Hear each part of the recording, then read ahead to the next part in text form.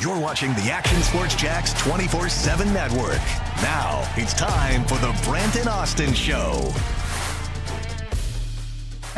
There we go. Is that going to start being in classrooms and on the recess yards all over town? Ought to be. The kids go to recess still? Is that a thing? Yeah. Yes, the recess still a thing? The playground? All right. Of course. Checking. Is it organized chaos on the at recess, or is it now like just go do your thing and go play some two-hand touch football or whatever? I don't know. I should know. I haven't walked in a while back at home, and we were right near elementary school, so I'll have to take a peek. Well, you can't really go Well, during this time, right? Well, no, you can't really just go around an elementary school looking at a recess. They're going to think something's up. Well, it's in the neighborhood. If I'm walking around the neighborhood, I'm just saying. You can see it. I'm just saying. Well, there's no choice. I got to walk by it. Okay. Well, When I take the loop. Just don't pause for too long. It's all right. Now I feel like Casey has jumped on the show. I mean, oh, gosh. Here we go. Hey,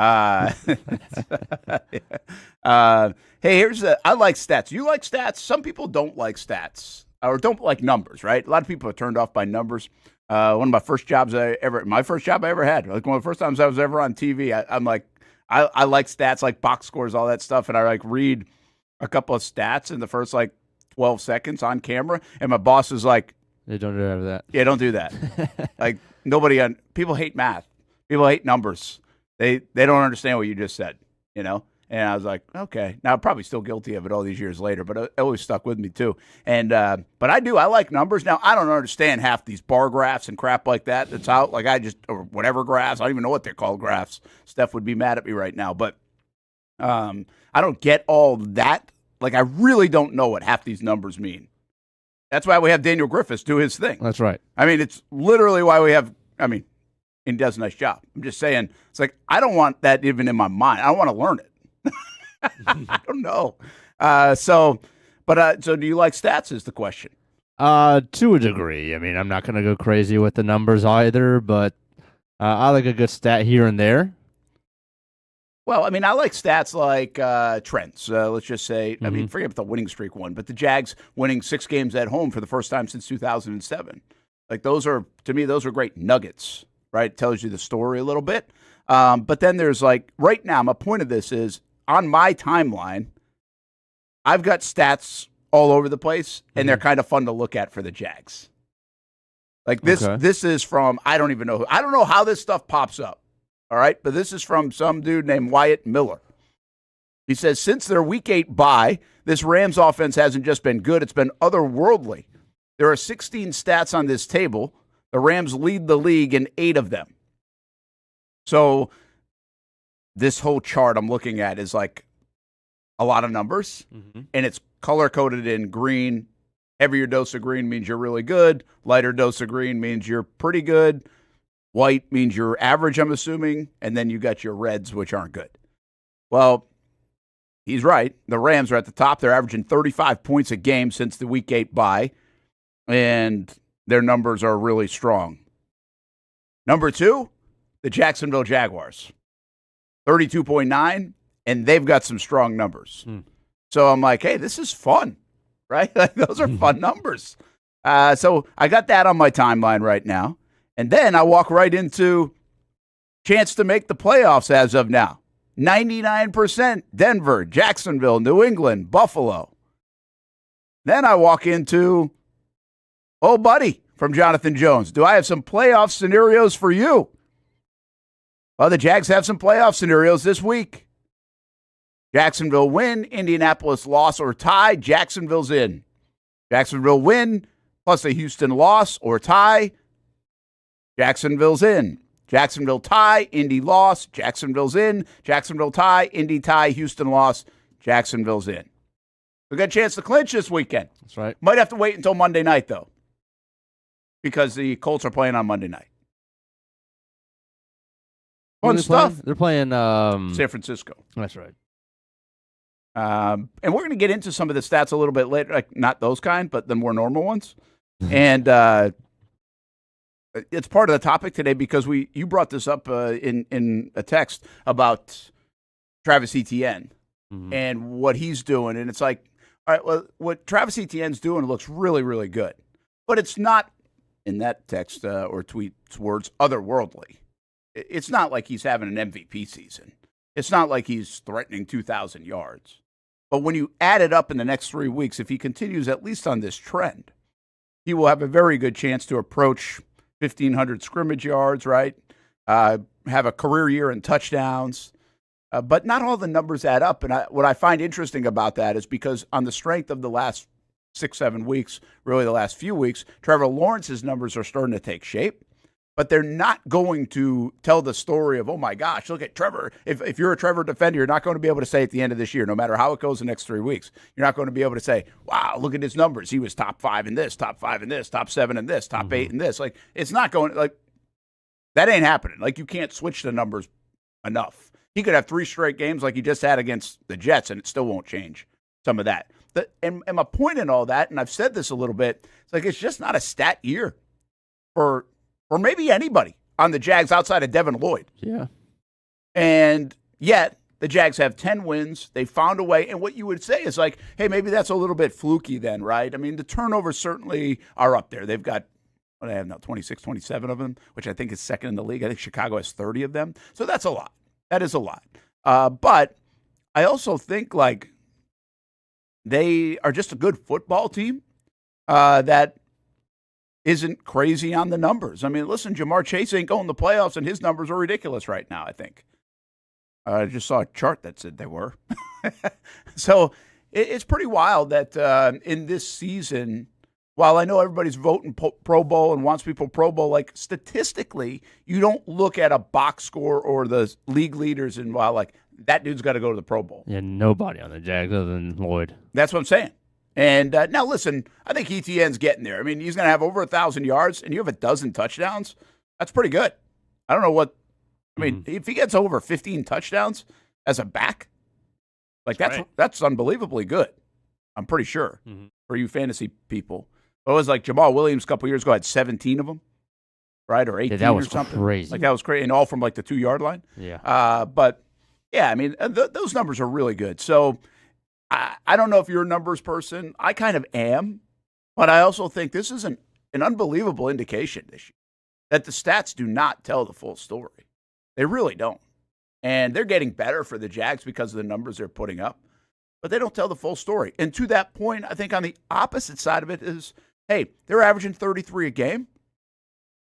And right now over the last, whatever weeks. And I'm not sure they're that good. Like, they might not be that good. Right. So it's we say this about the defense. The defense is opportunistic, but is it lights out? Not really. It doesn't feel lights out. I think people are going to move the ball against this defense. Not going to run it for a ton usually, but they are going to be able to pass against it and get some yardage.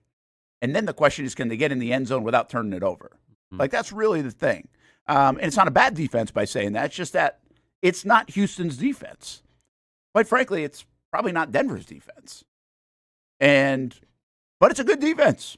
And you better watch out. So I think that part is nice. It's just an interesting year when you look at it. Like, I think if you go back to 2017, the numbers said what the Jags were. The Jags finished 10-6 that year. They kind of could float in at the end. But the numbers really indicated that the Jags had one of the best defenses in the league. The turnovers, the points off turnovers, the sacks, boom, boom, boom, all there. At one point, it was historic. And at the end of the day, the run game was number 1 in the NFL that year. And the total offense, because of the strength of the run game, but still, even the passing game was not bad. It was their overall offense was number 6 that year. And I brought that up a couple times in the last recent weeks. But I don't think people remember that 17 team for that. But they were one of the best defenses in the NFL, and they were 6 overall offense. Oh, that adds up to a pretty damn good team, end up in the AFC Championship game. What's crazy about it is this team's going to likely end up with more wins than that team. And the stats aren't going to say or speak as loudly overall, unless you really break them down to the second half of the year. And what we do know is, and I think this is fair, is the Jags really treaded some water early on and really put their head above water on the strength of all those turnovers. They went 4-1 out of the gates because they were turning people over. And then that found time for their offense to kind of catch up with everything, which I don't think, if you looked at the early part of the season, I don't know if that was as absurd as the way it played out. Now, nobody would have guessed the amount of turnovers in the first 4 or 5 games. But I do think we could have said, hey, this offense is going to need a little bit of time to come around. And here it is, coming around. And we'll see how it matches up against the Denver Broncos. Just a quick thought, last night's game, the Pittsburgh Steelers now 8-6. It's funny. I don't know if it's the cold, Hamby, or if it's the teams. Okay. But my goodness, it looks so slow. Yeah. Like Aaron Rodgers is 41, 42. He looks slow. Everything looks slow. It looks old. And I'm not sure, and this is not just a recency thing, because Tua's been playing better, and I don't know what camp everybody is in on Tua. But you watch Tua play, and it's always been like, he looks so slow. Yeah, he looks just about as slow as Aaron Rodgers does. He really does. He's in a day where everybody's moving. And we're watching Trevor do what he did with his legs, really we've been watching it for 5 years. He's been able to move, but recently it's in your head. And then, you look at Caleb Williams, and you just look at these guys that can really move, and you don't even need Lamar Jackson, but look at Patrick Mahomes, who's like heavier than Tua. It looks like he is, at least. And he still moves more swiftly and faster. Tua is a throwback. He moves like Marino and Phillip Rivers and Peyton Manning. Dude is really slow. And I think it really hurts him. I don't know if it's the offense or not, but I think it really – because when he does get out there and throw, his success yesterday or last night in that game was when he kind of got outside the pocket and did have a little bit of room to throw. He'd hit Achane or something, on 12 yards down the field, and then that was their success, in my opinion. He still diddles in the pocket. It's a little uneasy. Yeah. So imagine what that offense with Achane and a Mike McDaniel mind would be like if they had a quarterback that could move. Yeah. Or the threat. Yeah. Even there was a threat of I think so. keeping it. I think he could. I think it could be good. I think he hurts their offense. I will continue to say, and I know I give a lot of credit to Mike McDaniel. I thought he did a great job rescuing this thing. They looked toast. I thought he was going to get fired. Kind of toast. You think he saved his job? I don't know about that. I thought they should have fired him at the end of last year. So I think it's pretty obvious that he's not going to take them to where they need to go. Is this year 4 for him? I think it's year 4. And it's been okay, but I also think he doesn't feel like he's going to take them next level.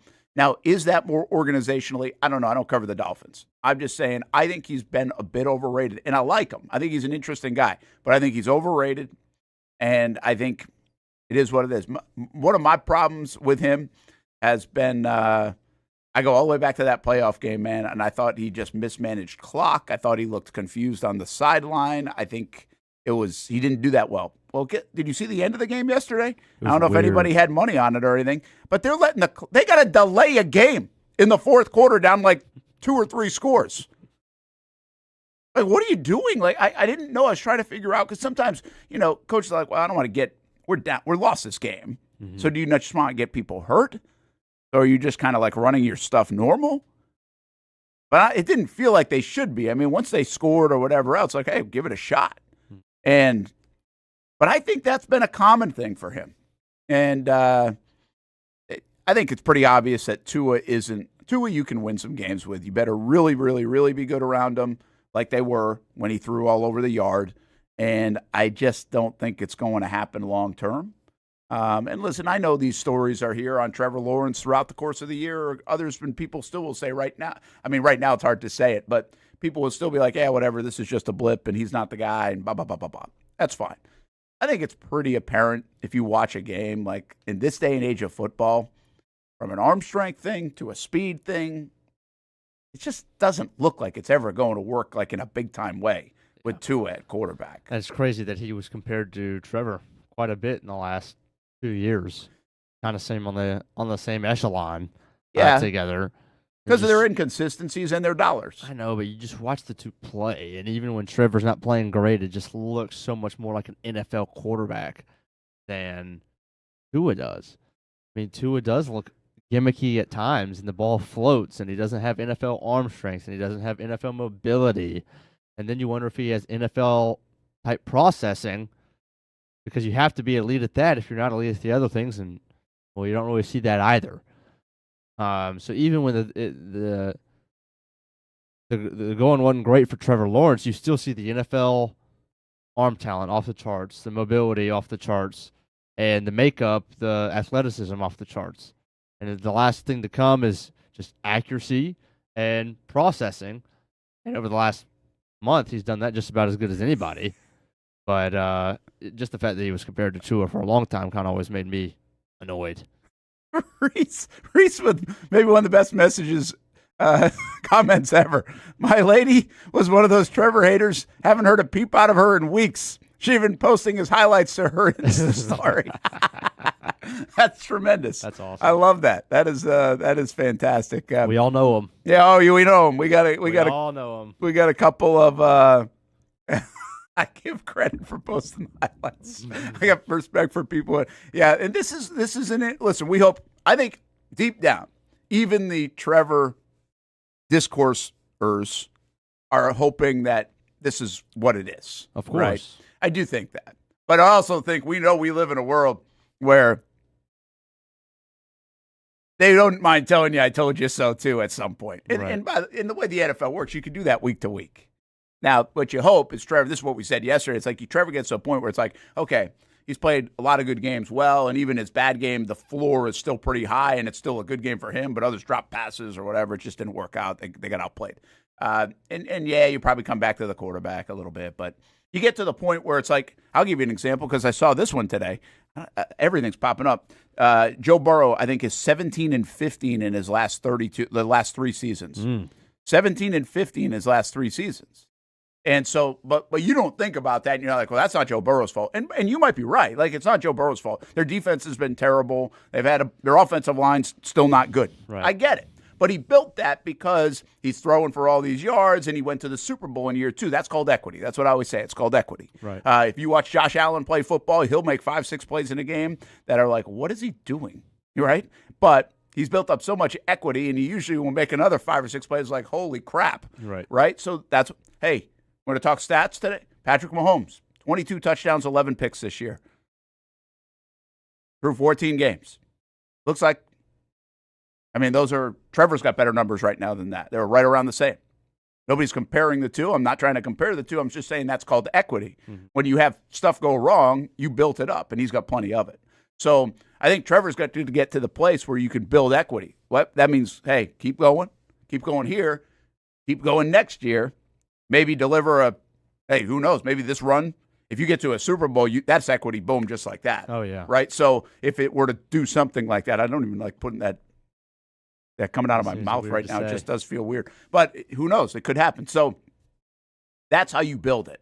And then once he gets there, first of all, I think he would be playing with so much confidence, and next year's in the same system that he's going to play well again. Mm-hmm. But I think even nationally and perception-wise, I think then you're like, that's okay. He did this. He did this. Because I do think what he's doing right now is giving us a couple of examples of the talent that everybody thought he had. All along. And in 22, in early 23, and now here in 25. And so now that does frame the conversation that, like, the defenders have had, like, hey, he showed glimpses of it. He's got to be more consistent with it. But also all this stuff around him that changes constantly, he's the only one that has to deal with that.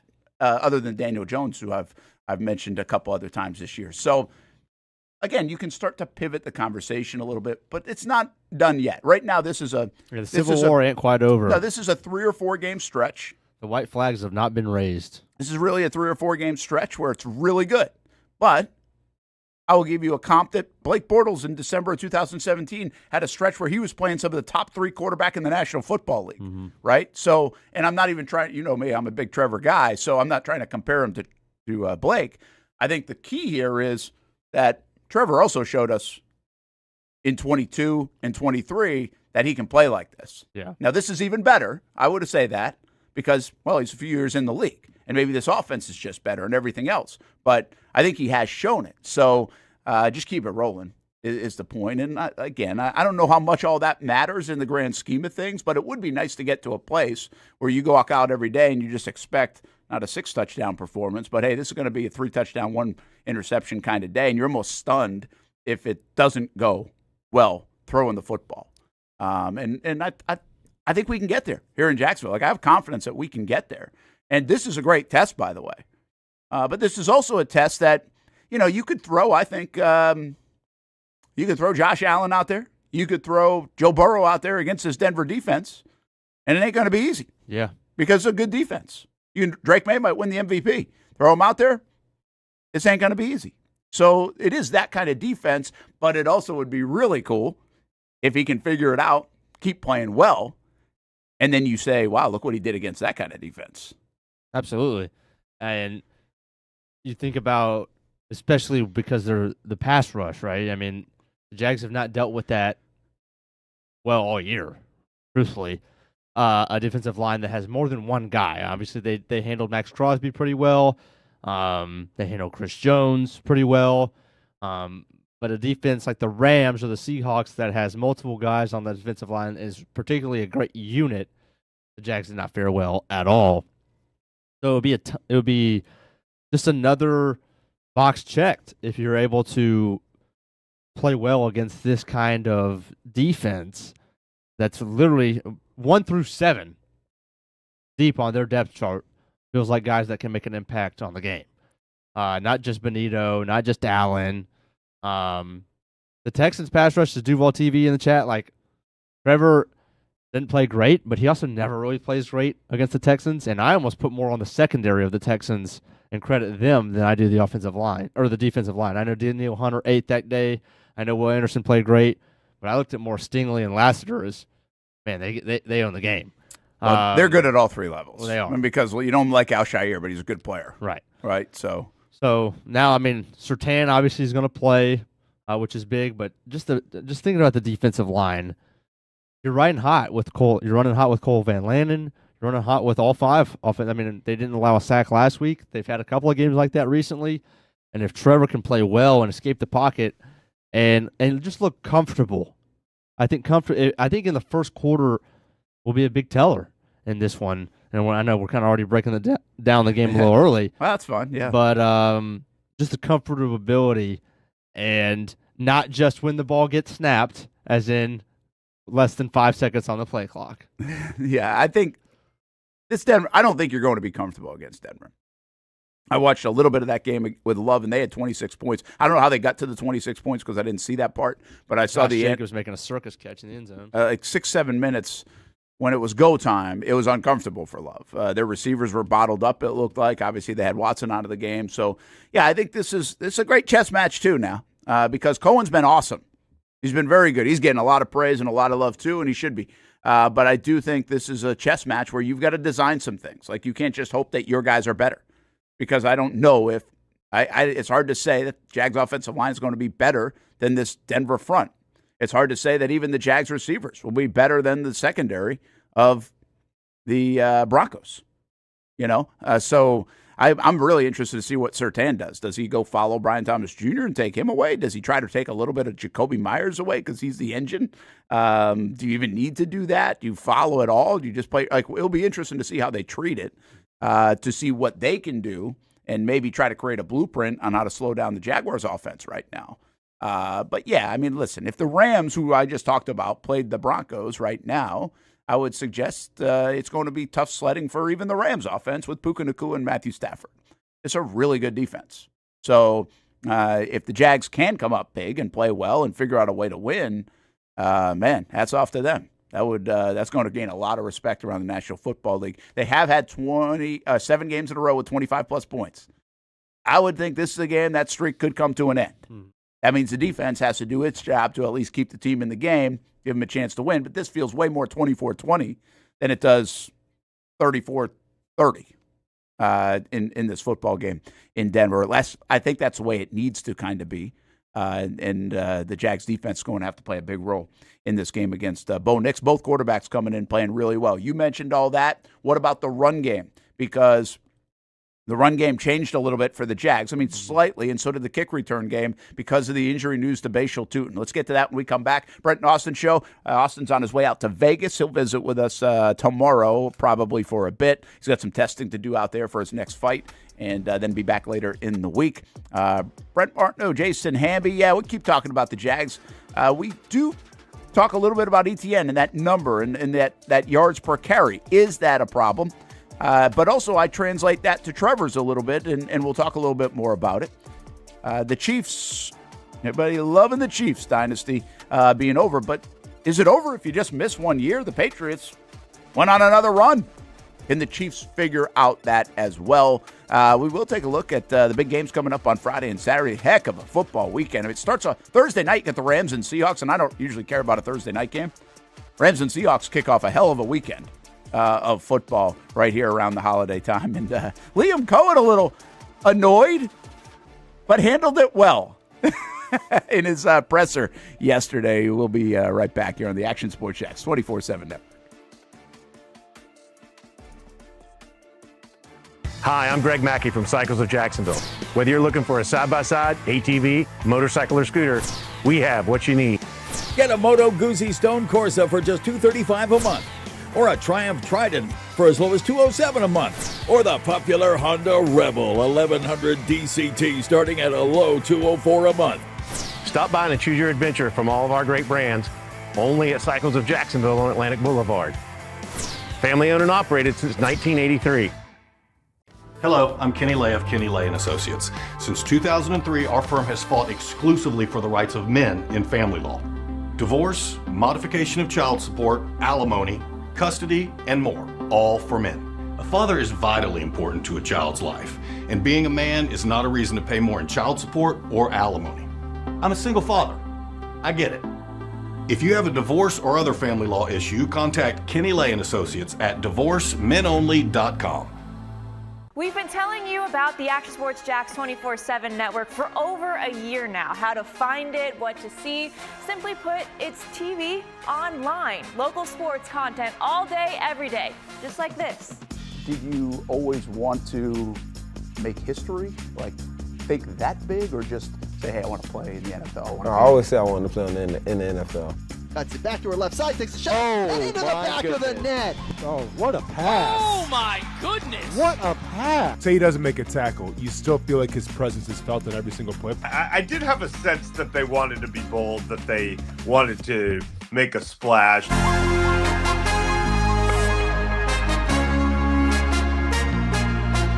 It's content you won't find on TV. Find it on actionsportsjax.com and just sit back and watch local sports all day on the Action Sports Jax 24/7 network. How do we make Mason's famous lobster rolls? It's simple. We get up before dawn, head into the open waters of Maine, haul in our traps by hand, and send only the best straight to our restaurants, where we add warm butter or chilled mayo with a squeeze of lemon and pile it on a toasted split-top roll, just like it's been done for nearly a century. That's the recipe for Mason's famous lobster rolls. What's been going on? We're both dealing with a lot of guilt right now. Can't sleep, can't eat. Eating. See that brand new Hyundai Santa Fe? We only paid $100 for it. Looks like we're out of time. Breathing exercises. Inhale, exhale. Enjoy the new car. Okay, thanks. Deal so right, it almost feels wrong. The Hyundai Getaway Sales Event. Get a Hyundai Santa Fe with 0% APR for 60 months, plus 0 payments for 90 days, or get $3,500 bonus cash. Hurry in. What a throw! Touchdown, Jaguars! We're coming for you. They're going to get him on the ground, and that's going to end the ball game. We show no mercy. Lawrence looking deep in the end zone. Touchdown! Duval!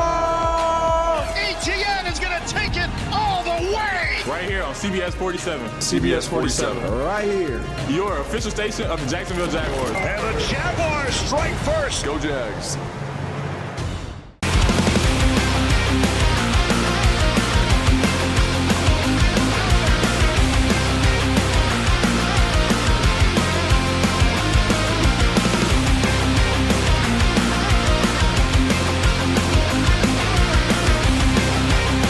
have the opportunity to explore what you might want to do with your life. There's so many opportunities here that it can spark interest that you didn't even know you had.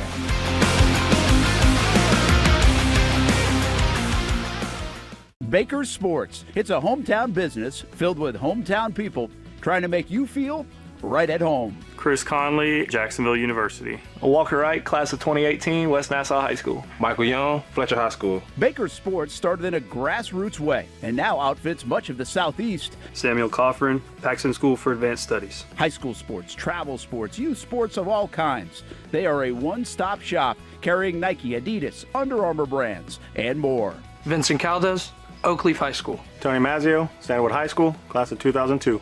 Whether it's sports teams on the field or it's your team in the workplace, like our Action Sports Jacks team, and community events like the Dream 18 Golf Tournament, and many others. Cole Tilley, Hilliard High School. Reagan Webb, Eagles View Academy. Look good, feel good, play good with Baker Sports. Custom sports apparel since 1997. Shop with the hometown team at bakersport.com.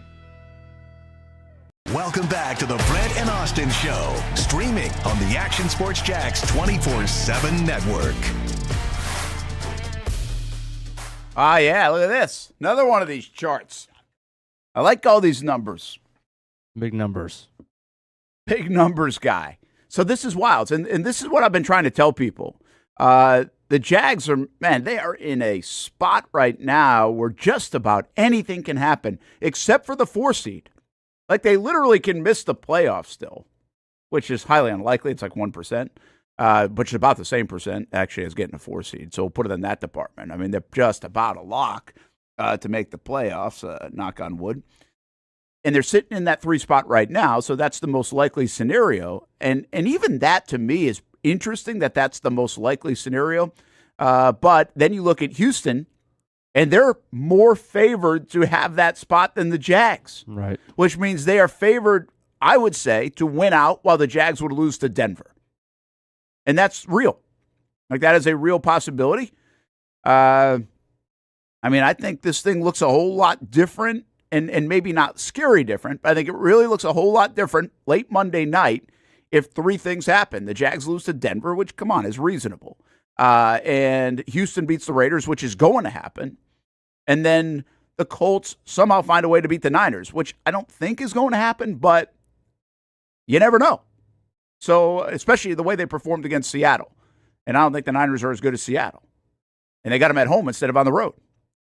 So, and that's their last gasp. There will be desperation there. And I don't know what the deal is on, like, did they get Buckner back last week? No. They didn't? No, he was still on the sideline. I don't know if they're getting him back or Gardner. I haven't even checked on that. But I think they're supposed to get Buckner back, but not Gardner. Okay. And they'll be interested to see if they even shut him down. But my point is, listen, this looks really good, but there are scenarios by next Monday night where you don't feel as good and nothing drastic really happened. And I'm not trying to scare anybody, but again, I don't think the Jags are supposed to go to Denver and win. Can they? Yes. I don't think they're supposed to. They're an underdog, and they should be an underdog against the top seed right now. So you look at the other one that's pretty interesting to me is this is where I was like, okay, 3 seed if they win. If they beat Denver, you feel really good. Obviously, we're looking at that Houston and Chargers game, and if the Chargers can beat Houston, that helps the Jags a tremendous amount. Jags still would have to take care of business against the Colts and the Tennessee Titans. But they can that's a 10% chance to get that 1 seed. And if they do beat Denver, I'll take the flip side of this. If they beat Denver, now that percentage probably goes pretty high because Denver's got the Chiefs and the Chargers still. Now the Chiefs look different. I get it. But Chiefs and Chargers. Look at the 2 seed is 14%. Well, if the Jags beat Denver, that's going to go way up because the Patriots, especially if the Patriots lose to the Ravens. Mm-hmm. And that could happen. Good. And the Patriots then play the Jets and the Dolphins. So this might be their last chance that you feel like they could lose. This is a desperation game for Baltimore. I kind of like Baltimore in this game because I don't know how the Patriots are going to react from what happened last week. Gosh, I think I'm taking the exact opposite. Yeah, and I know you did. But you don't like Baltimore at all. I just think what I think people miss on Baltimore is I like Harbaugh. And like he's one of the best coaches in the league. and I think he'll get them ready to go. And Lamar, we still haven't seen the best of. Derrick Henry's are not running the ball bad. And their defense is way better than it was earlier in the year. It is. So anyway, that's why I give them a chance. And then the last part of that, by the way, was like 4, 5, and 6. 4, no chance really. 5 actually has a better chance than I thought. But there you see at number 6, they could end up. So let's just do the second best chances on that. If I'm right, my eyes are kind of going wonky, but that would be the 6th seed, right? So let's just say they don't win the division. The Jags could end up as a 6th seed playing at Houston. Right. That looks pretty likely at this point. Yeah. Yeah. Would you rather the Jags be a 6th seed playing at Houston or a 7th seed playing at New England? Great question. Me personally, I would rather play the Texans. Again, defense is scary. Don't want to disrespect it, but you've proven that you can beat it. And for 7 quarters out of 8 this year, you were beating them. And you that let is up true. Just a tad, and it really cost you. You had the worst loss of the season, and by far. But you know exactly what you need to do to win the game, and you can go if you go execute and finish the game, you'll win. I feel like we're doing a lot of these scenarios, but hey, let's have fun doing the scenarios. I think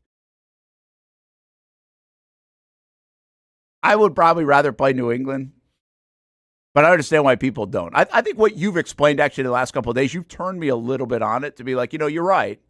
You're right. You just You're like guessing. You know exactly what you have to do to beat. You do, but they can't. Like they haven't.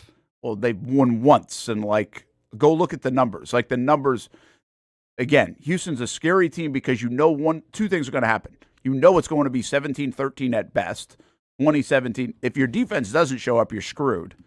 And well, here's actually another part that I want to bring up is everything about the defense, but their offense has kind of gotten rolling a little bit. Yeah, you had said that too. Yeah, they put up 40 points against the Cardinals. I know it's the Cardinals, but they've really beaten up some bad teams, kind of like the Jags are doing right now, kind of like Indianapolis did earlier on. That's where I think this is a weird year. The haves and have-nots, the teams are beating them up. Yeah. Now, when you have a defense against a bad offense like that, you're going to get in some really good spots. But remember when Houston crushed Baltimore earlier this season? 44-10. Yeah, I remember that was like their best performance. Stroud was unbelievable. So, yeah, I mean, listen. You'd go rather play the Patriots. I really believe I would rather play the. In part, I'll give you this too. This actually, I don't know if I'm right on. If I don't know how I feel about it. I hate Houston. Like I'm to the point where in Jacksonville for 18 years, I'm bothered by Houston. Like I don't know if I'm supposed to say that in the media, but like if I'm a Jags fan, I hate Houston more than anybody right now in the league. Hate them. Not the whole court, not the whole Shires thing. Just that like you don't beat them, and you haven't for a long time. And they just did what they did to you earlier this year, and that's like almost if you're going to lose in the postseason, I don't want to lose to Houston. And you can lose. I mean, this thing's wide open. So I ask you this: would you, if you're going to lose in the postseason, you rather lose to Houston or you rather lose to New England? I'd much rather lose to New England. Yeah, I agree with you there. But if I'm going to the playoffs, part of it's like house money. I mean, this is by far surpassing all expectations that you had for this year. So it's almost like, forget it, screw it, let's go. Not that we're playing not to lose, but I'm not even going to think about which team I'd rather not lose to. I mean, which team do I actually think that the Jags have a better shot to beat? And I think they have a better shot to beat the Texans. I think, the Patriots, a lot's been made about who they've played, who they've not played, and obviously they played a really good team against the Bills, and they got off to a great start and looked like the most dominant team in the league, and then let up, similar kind of to the Jags and how they played against the Texans. But the Patriots just look far too balanced to me, and yet explosive. And I feel like that could give the Jags some issues. Yeah. I think it's a fascinating question. I will say one other thing to your point about control. You know what you know, and then also you got some more controllables in a Houston game because you're inside. You don't factor in the weather and being up there in New England. And let's be honest, if I think there are 2 places, probably 3. But let's go to the AFC. I think there are two places in the AFC where there's some mystique, almost like you're going into the old Yankee Stadium, and you're like, oh, crap, here we go. They're going to find a way, right? Well, New England's one of those places, which is crazy because I grew up there and it wasn't like that, but it is now. And also Kansas City. Arrowhead, yeah. Right? And those are two places where you're like, hey, man, we can play a really good game. We can be right there. And it's like, hold the rope, because getting to the finish line and let that clock strike 0 seems like it never happens until you're on the wrong side of it. Yeah. Like there's a feeling like that in those places. I don't know if that feeling still exists in New England without Belichick and Brady, but it certainly did, and it has for a long time. So, and you don't get that in Houston. So I think you might be right. And listen, it's going to be so wide open whether you're playing at home or whether you're playing on the road. I don't think really even matters in this. Well, it matters, but I think you can lose or win. Sure. I think the Jags can beat anybody in this AFC. I think they can lose to anybody in this AFC. So maybe all of that doesn't matter. You know what you know. You control what you control. I will also say this, and maybe I don't respect them enough. I probably should. But I really like Coen matching up against a lot of different coaches. I think I'd rather match up against D'Amico Ryans as a head coach than a guy like Vrabel. They're both defensive guys, but I just think, I don't know, I feel like we have the edge there to match up potentially. And so here in Jacksonville. Anyway, and it's fascinating to look at the numbers again and say, hey, this is fun. You'd be able to do this. But we know what's going to happen in the playoffs. There's no, you don't feel good about anything. You can feel good because you're in it. You can feel good because I feel like in a weird way around here, maybe this is again, I feel like we might be getting on the verge of a little carried away because things are hot right now. Yeah. And I feel like this has gone from, hey, make the playoffs, that's cool. Right. To, oh, we got a chance here in Jacksonville, the number 1 seed, and we're playing better than anybody in the National Football League right now. Buy your Super Bowl tickets. It's like, whoa, stop the car here. This is a 4-win team last year. We all need the reset of a Broncos loss. We might. And by the way, that train ain't slowing down if they go to Denver and win. Good. And by the way, more power to them. Like, that's awesome. Yeah. I'm not telling you I want them to lose. I know I'm a lot saying, of Jaguar fans who actually they're trying to analyze the game and think that the Jags are going to go in there and win. And I don't. And I could see the Jags winning this game. I could too, but I'm saying normally, like, you could differentiate. Is that just you want us to win and you know, because we're hot or whatever, and you actually think that we match up well and are going to win? Like, you'd pick us to win in a bet or anything like that, and I think a lot of people are really confident right now. They are. Duval TV's not letting me say getting carried away. I mean, yeah, I do think. Where were we 4 weeks ago when the Jags lost to Houston and blew that game? And at that same time, by the way, they sandwiched that. They actually had the big Chargers game, but also around that time, they won on a 2-point conversion against against the Raiders, and then they won in overtime against Arizona. So, and by the way, Denver's done a lot of those things too, but now all of a sudden it's like, holy cow, they crushed the Chargers, they crushed the Colts, they crushed the Titans, they crushed the Jets, and that's who they are. Like, credit to them, but it's really changed, I think, people's opinion, even starting to a little bit nationally, about where the Jags can take this thing. And here's what it should do, okay? And here's what it should do to everybody. The Jags, I think, are more than capable of representing the AFC in the Super Bowl. They are absolutely capable. And I don't think we would have said that back in 2022. Like, we didn't feel like the Jags were a Super Bowl team. They made it to the playoffs at 9-8 because, in part, Tennessee choked it down the stretch. Yeah. Jags were unbelievable down the stretch. And so you're like, hey, just made it. Well, then you go crazy game right now. You're like, holy God, this might be a team of destiny to beat the Chargers. Yeah. And you're in it in Kansas City with a chance. But then remember the feeling there. It's like, hey, that was a hell of an effort. That was a fun run. That was pretty cool. And I do think we were signing up for something similar in terms of that mentality and perception of this season. Mm-hmm. And now it kind of feels like it's flipped in many places, not just Jacksonville. One, because of the way your football team's playing, like Denver's expectations. 2, because Mahomes is out, Lamar's not playing well, Burrow's out, so now everybody's like, whoa, wait a minute now. Yeah. So it's pretty interesting. The Jags could easily go to the playoffs and lose in the first round, whether that's home or away. And now I kind of feel like people are going to be like throwing stuff and pissed off and like, I can't believe they lost. Oh my gosh. It's like, wait a minute here. House money, man. You're on a free roll. The Jags are really on a free roll. But you do take. Hey, but once you're there, you have to expect to win. Yeah. Oh, absolutely. You should. And I think there'll be a lot of believers in the playoffs on the Jags. Yeah. And there should be right now the way they're playing, assuming the next 3 weeks they continue to play at a decent level at the very least. Yeah. So yeah, it's really wild, that psychology of the sports fan, but it's also very fun. Like very fun. And this is sports sometimes. You take advantage of a year where things kind of fall in line. And I don't really feel, I've had many people come up to me and say, like, the Jags feel like they're getting a little lucky here. Or even Austin's not saying this, but he's saying, hey, every time the Jags are about to play someone gets hurt. Yeah. Yeah, but I also feel like 22, the Jags got really fortunate. They were down by double digits and found ways to come back and win. To me, that felt more team of destiny. This team feels like this is a team that has, like, week after week or month after month, gotten a lot better.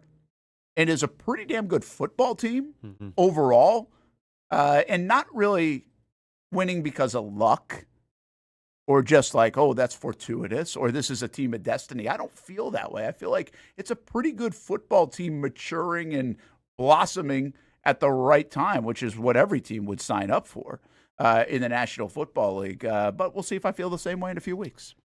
Yeah, so what I now know is I need to go back to 5 weeks ago and chop up everything that we said after the Texans lost. Oh, I know what I said. I said the season's done, and you know me, I'm as positive as anybody in Jacksonville. Well, I know. I did too. And so I'm going to take that, and then I'm going to just hit that fast forward button, and then we're going to get to the conversation we just had. Yeah. That they're capable of going and representing the AFC Championship. We should do that. Should do a little like I can see it. Get everybody on that one, like the top and bottom. Yeah.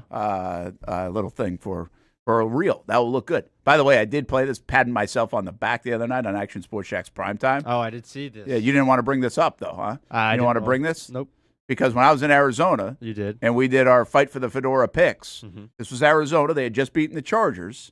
And I said, hey, if the Jags get this one, they're going to win 5 in a row. They're going to beat Tennessee. They're going to beat Indianapolis. They're going to beat the Jets. I'm right. When you're right in this business, you got to let them know. True. So here I am, letting you know. Hey, baby. Bashal Tuten. Yes. This thing kind of really developed. Like it's out of nowhere. It seemed like. Yeah, I mean, he got hurt during the game, and then he was like hurt his finger. When you're thinking in football, somebody hurts their finger and he's questionable to return. You're like, he'll be all right. Right. Well, and then they're killing him, so he doesn't come back. They ruled him out of the game, and when they ruled him out of the game, you're like, all right, well, why bring him back in? I mean, they're up by 30 points. Right. Well.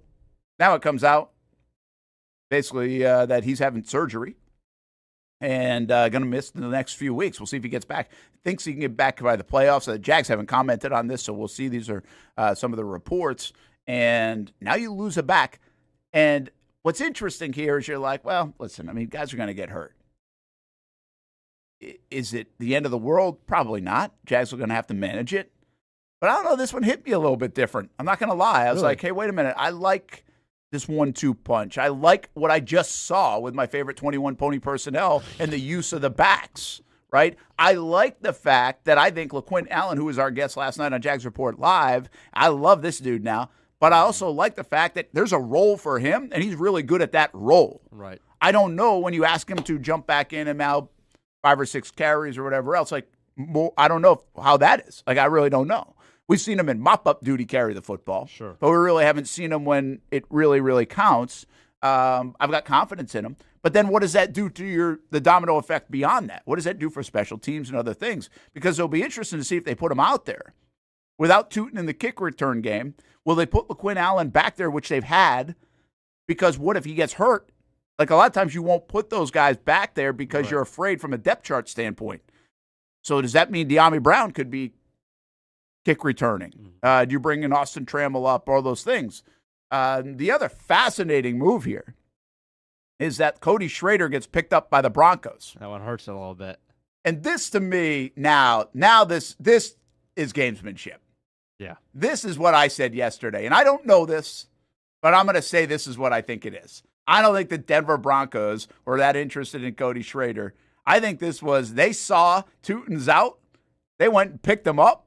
So because they knew he was on the practice squad, and he was a guy that had been in the Jags system, and they weren't going to let him do it. Yeah. I feel like they blocked it. They did. Like somebody poaching somebody off the waiver wire in fantasy. It is the exact same thing. Mahomes gets hurt for me, and the guy that I'm about to play in the championship the semifinal has already picked up 2 quarterbacks off of the waiver wire just so I can't have 2 of the top options. So whoever the Broncos GM, scum activity. But I appreciate the chess move, I guess, because, the Jags are probably going to need to bring somebody up at some point over this next week, especially if they want LeQuint Allen to be involved on special teams, and you really have to. And Cody Schrader no longer on the board, and he gets to the whole thing about spilling secrets, though, it's like, hey, I think everybody knows what the Jags do. Like, they're a zone football team in the run game. They run a ton of split zone with Quentin Morrison, Brenton Strange. It's not all that complex. I don't think Cody Schrader knows all of the ins and outs of the pass scheme, so we don't have to really worry about that. Vance Joseph is not going to know ahead of time every single thing that the Jags are doing. We don't have to worry about that either. Let's just go play. Yeah, I think, and by the way, let me just give you a little, if you weren't on the show yet, listen to the show yesterday, the reason why I bring this up about some of the gamesmanship is we go back to Vele, the receiver in the preseason, where the Jags were in on it. Denver ended up trading to New Orleans, that receiver. The Jags really had a lot of interest in that young player.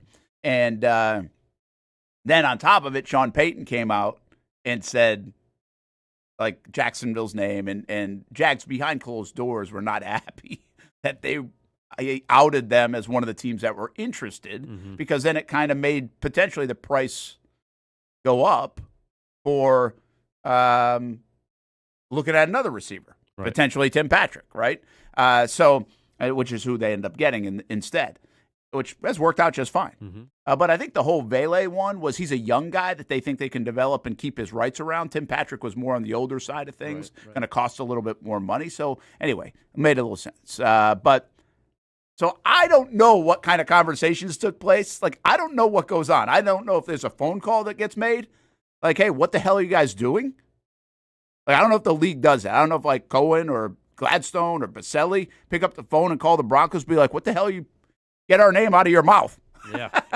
Really, for the first time, before even the Salah one. Yeah.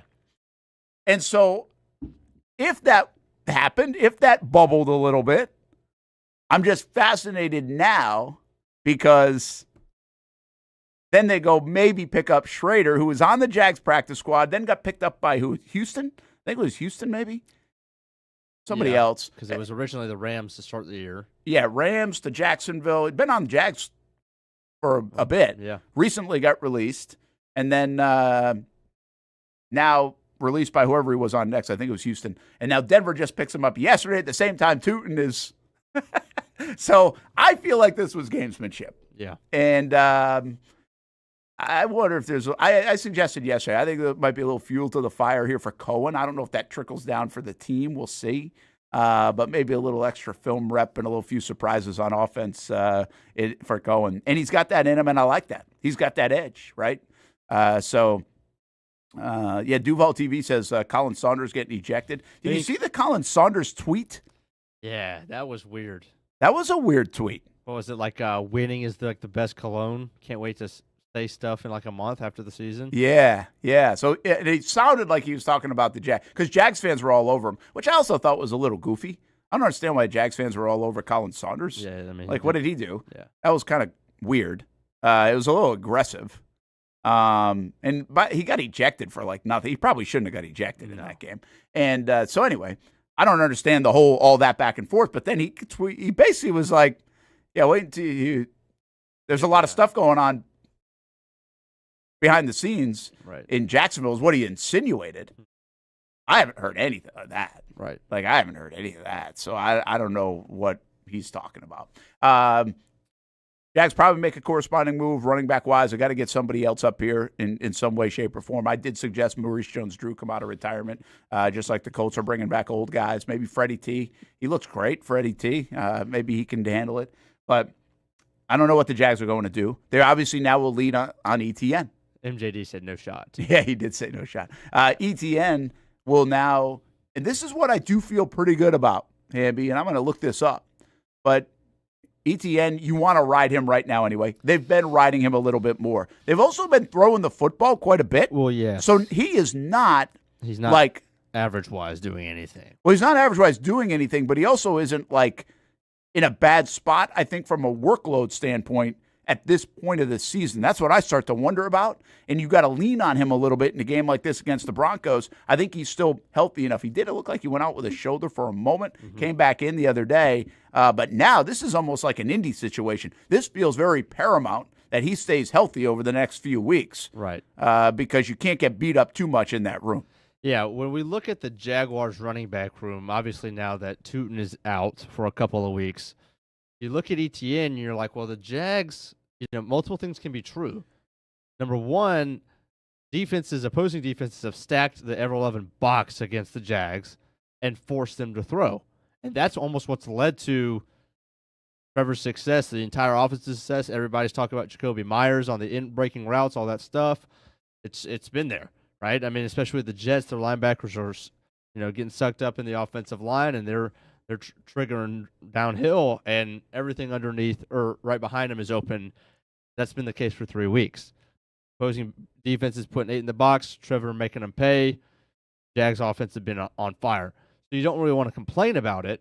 At the same time, a little worrisome because, yes, it's against stacked boxes, but Travis Etienne, 44 carries in those last 3 games for 124 yards. It's a 2.8 average.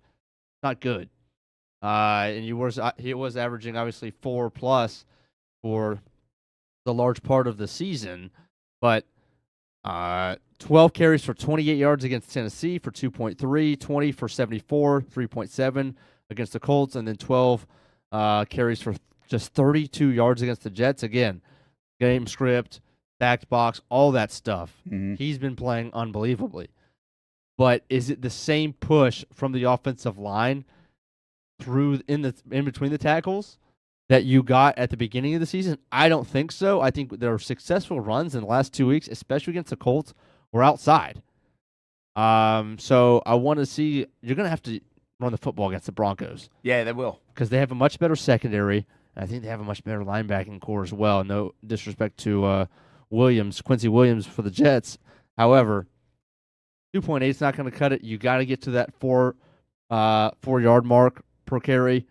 So it's going to be a huge week for ETN. And then Lequint Allen, you sprinkle him 5 carries. You just give every carry to ETN, similar to how the Colts do with Jonathan Taylor? Just say, hey, you're getting every tote. I don't know. But you got to have to run the football better than you have the last 3 weeks. Yeah, they will have to, I think. But they're good luck because Jacksonville's number 1 in the NFL against the run. Denver's number 2. All right, so now they've given up 100 yards, a little above their average the last 3, but so have the Jags. They gave up 115 against Green Bay. Jacobs had a big run in there as well. So, hey, big run could make a difference.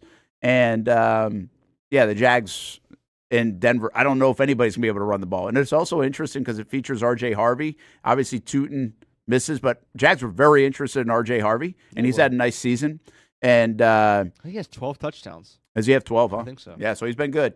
And he's got a little bit of a rib injury. Can the Jags stop that and stymie that? Will be a big part of this football game. I wonder if so that it's was really an excuse to pick up Cody Schrader. R.J. Harvey's a little banged up. Yeah. Well, and by the way, they might need it. They have McLaughlin. They have Beatty, though. I will say this about it. It does seem like whatever they were after in their running game is similar to what the Jags were after from the draft on. So it doesn't surprise me that Schrader is a fit for whatever they're looking for, right? Sure. It seems like the Jags and the Broncos are looking for something pretty similar in terms of their back. I mean, you can really simplify this football game on Sunday and say whoever stops the run better wins. They're both really good against the run, and you figure both want to run. Because Bo Nix has been apt to make some bad decisions, and the Jags are opportunistic, so they don't want to turn the football over. Right. Well, obviously, Trevor's on a heater right now, but the pass defense of the Denver Broncos seems even more dangerous than their run because of that pass rush and 58 sacks. So it's a huge game, I think, for ETN. I think they can lean on him. I just looked this up. 267 carries is his career high. That was back in his second season. Okay. Was that? Actually, I'm sorry. That was in 23. Okay. So he had 220. So second actual season. Yeah. So he missed his rookie year. So in 2022, when they go to the playoffs, he had 220 carries for 11.25 average, 5.1 a pop, 5 touchdowns. In 23, he carries it for a career high 267 times, just gets over the 1,000-yard mark. His yards per carry, not that great, 3.8. Yeah, not great. 150 last year, and he missed a couple of games. Been very durable, knock on wood. And then you got this year, 14 games, 213 carries. Okay. So let's just say he gets 20-20-20. Then he would hit his career high. But he also probably hit his career high in yards. Definitely. And his yards per carry right now is 4.5, which isn't bad at all. Very good. That is kind of carried by the first month of the season, though. It is, and you're going to pop some, but that's part of it. And I saw somebody say this. I can't remember who, what it was, but the Jags, since the bye week, are running it at like a 50% clip. If you go all the way back, I think 50% of their plays. And I don't know if something skews that because it feels like they've been pass heavy the last couple of weeks. Yeah. But I think if you go back to maybe whether it's Arizona or maybe it's the Chargers game, because remember the Chargers game, they ran for 47 times. So it probably skews it a little bit. But they were running at like 32% or 34% or something like that. And now they're running at 50%. That was before this past week's game that I saw that. And which, they're leaning on it. And I think they're leaning on it more. And they're going to, because that's what they came out of the bye week saying. Hey, we're a running team. We need to run it about an even amount if we're going to win. In fact, they would like to run it more than they pass it. And I probably would say most teams do. But they're going to go into a game thinking, hey, even if we pass early, we want to be able to run late and establish that run. We'll see if the Jags can do that. But they want to do that. And they could, ETN's going to be big in this game. R.J. Harvey's going to be big in that game. The run defense, I think, are going to be big in this football game. Who gets who to 3rd and 8? That it might be a very simple game in that respect. And you look up at the end of the day at your 3rd down situations, down and distance, and then your 3rd down completions or conversions. And that might tell the story of this game in Denver. When we come back, more Jags talk a little college football as well. And, you just mentioned some of the stats that haven't been great yards per carry wise for Travis Etienne. His numbers overall are really good. They are. Like really, really good. Someone's probably wondering this too. Yards receiving, he's matched his total from last year. In 23, he had 476 yards receiving. They used him out of the backfield more than they did even at first year, 316. So you wonder if they'll continue to do that now as well. Continue to use him out of the backfield because that was so successful last week. Certainly something to keep an eye on over these next few games, specifically Sunday against the Broncos. A screen pass worked. We'll be right back. Brent and Austen Show. By the way, Best Bet Jacks will be there on Thursday, Monument Road. Come on over. Hope we can spend a little bit of time with us around lunchtime and play some poker as well, get some food and drink. You can do that all weekend long around the holiday season, looking for something to do. Get away from the family for a little bit while you're off work. You can watch some football down at the St. Augustine location, Aces Bar and Grill, and also check out Orange Park's location too. BestBetJacks.com for the latest going on. We'll see you Thursday from Best Bet Jacks on Monument Road. When it's time to get a new car for anyone in your family, just remember, nobody but Nimnick, the #1 Buick GMC dealer in Jacksonville. Get the latest price breaks on 2023 and 2024 models or the newest 2025 vehicles in the showroom on Phillips Highway or shop online at NimnickBuickGMC.com 24 hours a day. GMC Sierras, Yukons, and the redesigned Acadias, or get the all-new redesigned line with Buicks. It's nobody but Nimnick, and part of the reason why is this is a first-class buying experience here at Nimnick Buick GMC. You're not just a customer, you're a friend. This is about getting a vehicle that best fits you and getting you on the road, and also helping you and your family down the road. Nimnick has a treating you right guarantee, courtesy, respect, fairness, and most Buicks, GMCs, and Jacksonville's only Car Bravo dealer, nobody but Nimnick. Who has put in the most years and stands behind a better experience? Nobody but Nimnicht. GMC. We are professional grade. There's a saying in sports, you can't win them all, but you can win a lot with good folks on your team. Like that one painter, First Coast. It's tough to beat the sun in Florida, so your home fades. It's tough to beat that HOA when they come calling. Beat the sun, beat the HOA with that one painter, First Coast. And it's a good time to do it. Less rain to work around, and painting in mild temperatures is perfect. After all, the paint bonds to the surface so much better. Give that one painter First Coast a call at 904-417-3557 or look them up at first-coast.thatonepainter.com. Fast estimate, guidance on color and HOA requirements, and the highest quality job you'll find anywhere. Be a big winner in your neighborhood with that one painter First Coast on your team.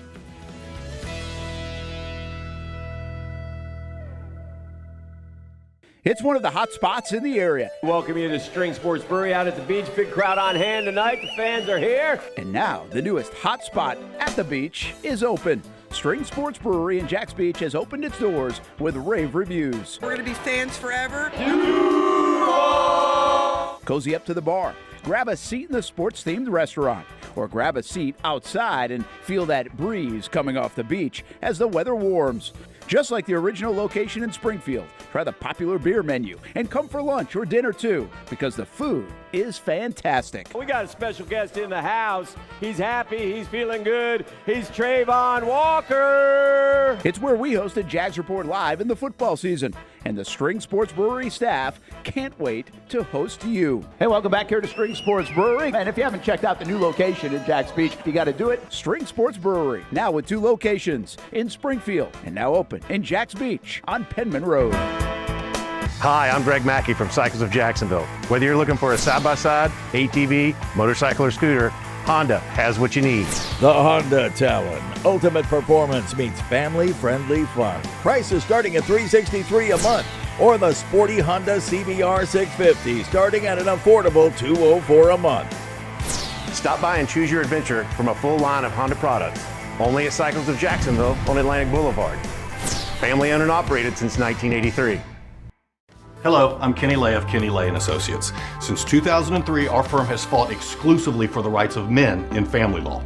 Divorce, modification of child support, alimony, custody, and more, all for men. A father is vitally important to a child's life, and being a man is not a reason to pay more in child support or alimony.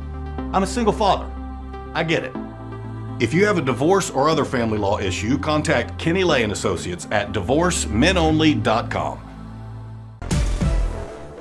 CGC Water Treatment and Plumbing is taking their 75-plus years of expertise and expanding to CGC Home Services. Water treatment and plumbing is still a big part of what they do, and now they can do even more for you. Home services like kitchen and bathroom remodeling, showers, sinks, faucets, toilet repair, backflow testing, and the list keeps going. Find all they can do at cgchomeservices.com or give them a call, 904-298-7052. It's a new look and a new name with the same expertise. They've been serving homes like yours since 1946. CGC Home Services, right here in Jacksonville, off St. John's Bluff Road, 904-298-7052. And visit cgchomeservices.com. Florida license number CFC 1432579. Welcome back to the Brent and Austen Show, streaming on the Action Sports Jax 24/7 network. Welcome back, Brent and Austen Show, Action Sports Jax 24/7 network. Here on a Tuesday, week before Christmas. It's coming fast, isn't it? Good night on Jags Report Live last night. Great crowd out there. Let's go. So that was cool. Your season ticket, your playoff tickets are on sale in Jacksonville. And again, it's not a lock yet, but it's darn close. And who knows if they'll have a home game, but those things are underway. That's kind of fun here in the middle of December. And by the way, I will tell you this. We have a bunch going on in planned in January if this thing goes to the playoffs, home or away. So more shows on the horizon. Right now, we already do right now, our plan on TV is we have Jags Report Live on Monday at 7. Tuesday's kind of a quiet day tonight. Wednesday, we carry Jags Wired at 7. 7:30? 7? I think it's 7 on Fox 30. And 7 o'clock Jaguars All Access on Thursday. And then 7 o'clock Jags Social on Friday. Mm-hmm. And I think our plan is to go 7:30 shows every night once the playoff starts, in addition to all that. Yeah. How long? Half hour. In the stew? Those will be, Monday and Thursday will be on location at Strings. And then we'll go in studio for Tuesday, Wednesday, Friday. So, get ready. All right. Get ready. Ramp it up around the holidays. This is where the endurance factor comes into play, right? What you got left. And hopefully it keeps going and going and going and going. But, we'll have a lot of coverage. So, and I'm flirting with something here on the network a little bit too, and not ready to say it. Maybe even as soon as this Sunday, maybe firing something up. And speaking of Sunday, we are doing a TV postgame show from Denver. Oh, wow. Early on Christmas Sunday. gift. Yeah, so I know people have been asking about the postgame shows, and I think we've kind of told you, we get scolded a little bit, so it didn't make sense to just do our postgame shows digitally. So we've been trying something new with pushing some content out there on all those platforms. Well, on Sunday on Fox 30, after the game starts at 4:05, we will do at least a half-hour postgame show on Fox 30 from Denver. So we will have that coming up. That's new. We don't do that a lot. We might be doing it more, but we are doing it this Sunday. So make sure you check that out. I think it's hopefully pretty apparent by now we get you covered on the Jacksonville Jaguars on all the different platforms and places throughout the weeks and throughout the years, the good years and the bad years. But when the good years come and the playoffs come, we beef it up even more. They're a lot more fun. And a lot of those plans going in place around here, which is really cool stuff to be able to talk about throughout the next couple of weeks. And in the month of January, we'll see if there's a run. Brent Martineau, Jason Hamby today. And, hey, I wanted to show you a little clip. We had LeQuint Allen on. I like this guy, man. I think most people know it, right? I think he actually self-described himself. I'm like, man, I'm a nice, outgoing guy, like a good guy. I'm a good guy. He was like, I'm a good guy. That's what he basically said. And he really is. And I told the story about the elevator earlier this year, or you were with me, right? I was. Yeah, you were with me. And like, he's really a nice kid. Apologized to you because he didn't remember your name. He did. And that's right. Went out of his way to talk to us. He really did. So, but when he gets in between those lines, man, he is a maniac. Yes. In a good way. In a great way. And he really he used to play defense in high school, which is no surprise. But I joke with him yesterday. It's like, you must want to jump out there on defense sometimes. I bet he does. Because he feels like that kind of player. So we were asking him about playing against like Crosby and Simmons and chipping these guys and trying to identify the player that can be a game wrecker. It's not really the star player, but guess what? The game wrecker is usually a star player. Mm-hmm. And so he's the chip guy. What are we showing the video of the other game? We don't have that one, right? The Jets? Oh, we do have that one? Okay. So whatever you got. Should I talk over any of this, or no? You're just playing it? I'm all right. Gonna play it. Here's this from last night's show. Something about, and I was talking to some people down there yesterday, and they said, LeQuint, when he crosses the line, it's different. It's different. And I've seen that with a lot of guys. I mean, your executive vice president was that way, Tony Baselli, nicest guy in the world. Yes, sir. When you cross the line, it's football. That's where you get to take it all out. It's where you get to do things. It's where you get to get after it. Is that kind of how it is for you? Definitely. I think that's how I play. You know, once I hit the field, it's an instant switch. Yeah. And an instant, things got to be done. It's about to be physical and violent, so, you got to be ready. But off the field, great guy, kind and outgoing for sure. Yeah, that's a good description of yourself. I'm not sure Max Crosby and others feel the same way. And what was it like going against some of these guys that you've probably been watching on TV a bit? For sure. And now they do know your name. What was Max Crosby's matchup like? Yes, sir. It was amazing, just being out there, taking a moment in and, competing at the same time. Yeah. And, just between the whistles, having words, but, once, the ball, before the ball snapped, when the ball snap, you know, it's just time to go. And, you know, it's just been amazing to be out there compete. Do you pick out, like, the best player and, like, make it your goal to get after that guy? Kind of pick out their game records, you know, for the week. You know, guys that we think that's going to wreck the game, you know. I feel as though I got to take care of them. And I a lot of respect, but the Tennessee Simmons, he's a big fella. Yes, sir. What was that one like? It was good, you know, just being able to be out there and compete against him too, and you know, attack him at the same time. You know, just testing his waters a little bit. It's kind of fun. Yeah, we got then the Chargers. You had Derwin James, which is obviously a different position, but again, a guy that will sometimes blitz and Game sometimes record. you'll have to chip. Definitely. What goes into a chipping someone? I mean, is there a technique? Definitely technique. Shuffle, and then look at the target, and just knowing where you want to hit them, and just knowing like where the weak spot is, to help your offensive tackle, have a great block. We're about to show you one from the Jets game, but first let's get to the drive of the day from Sunday. Yes, sir. The drive of the day is sponsored by Ford F-Series. Test drive one at your local Ford dealer today. So Jags already up 24-10. Buster Brown makes that terrific interception. Okay. And then Trevor Lawrence uses his feet. Remember, he's a leading rusher yesterday with 51 yards. Scrambles for 20. Then he hits Parker Washington right after that. Right. And it's like the Jags just making it look easy on offense, man. Boom, boom, boom. It looked like practice. Yeah, and all of a sudden you got 31 points and a half. That doesn't happen, LeQuint, in the NFL. I mean, that was 28 last week, 31 this week. That's incredible. You Yes, guys sir. are rolling on offense. Yes, sir. Hitting all angles, pitch and catch, and then running the ball hard. That's what it takes.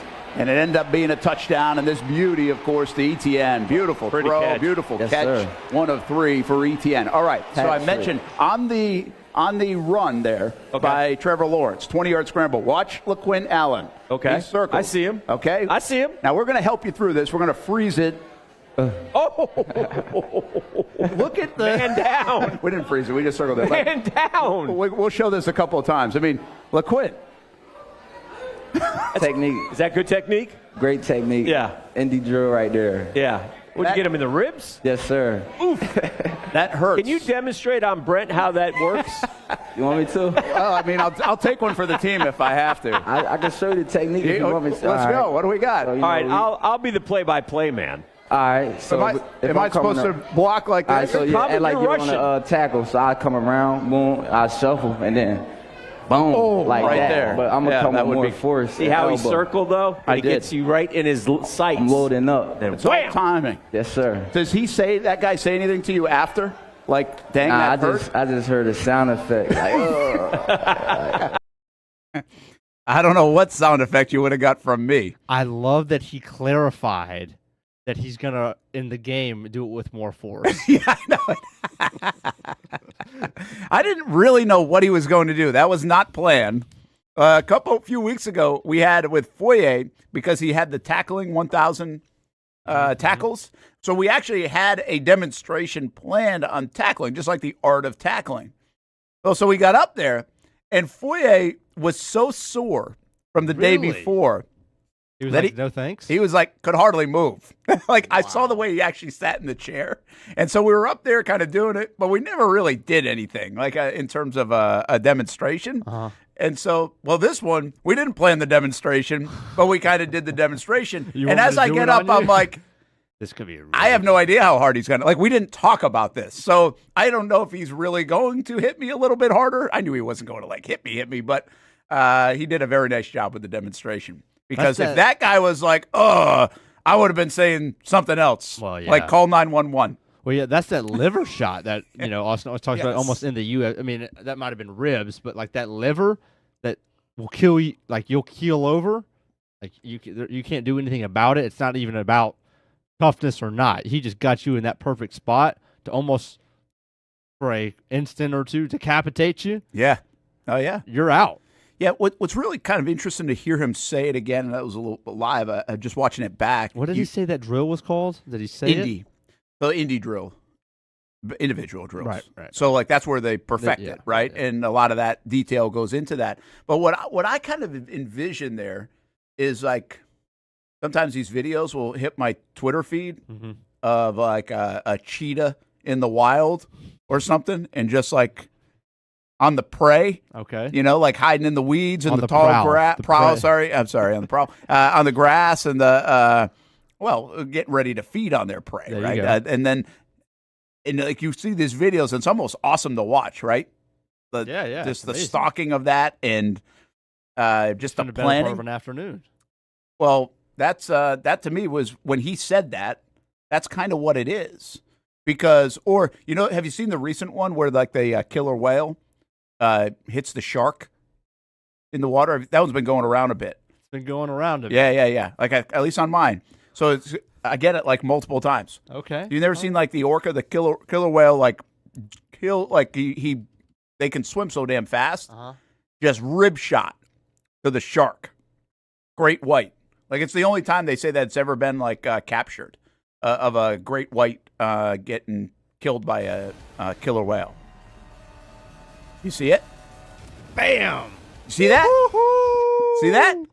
Yes. Let me play See, I'm like Campanile here. I bring things from the wild into the videos to be able to show this. Here's your next video. This is to Saturday me, night in the Denver hotel room. This is Lequint Allen.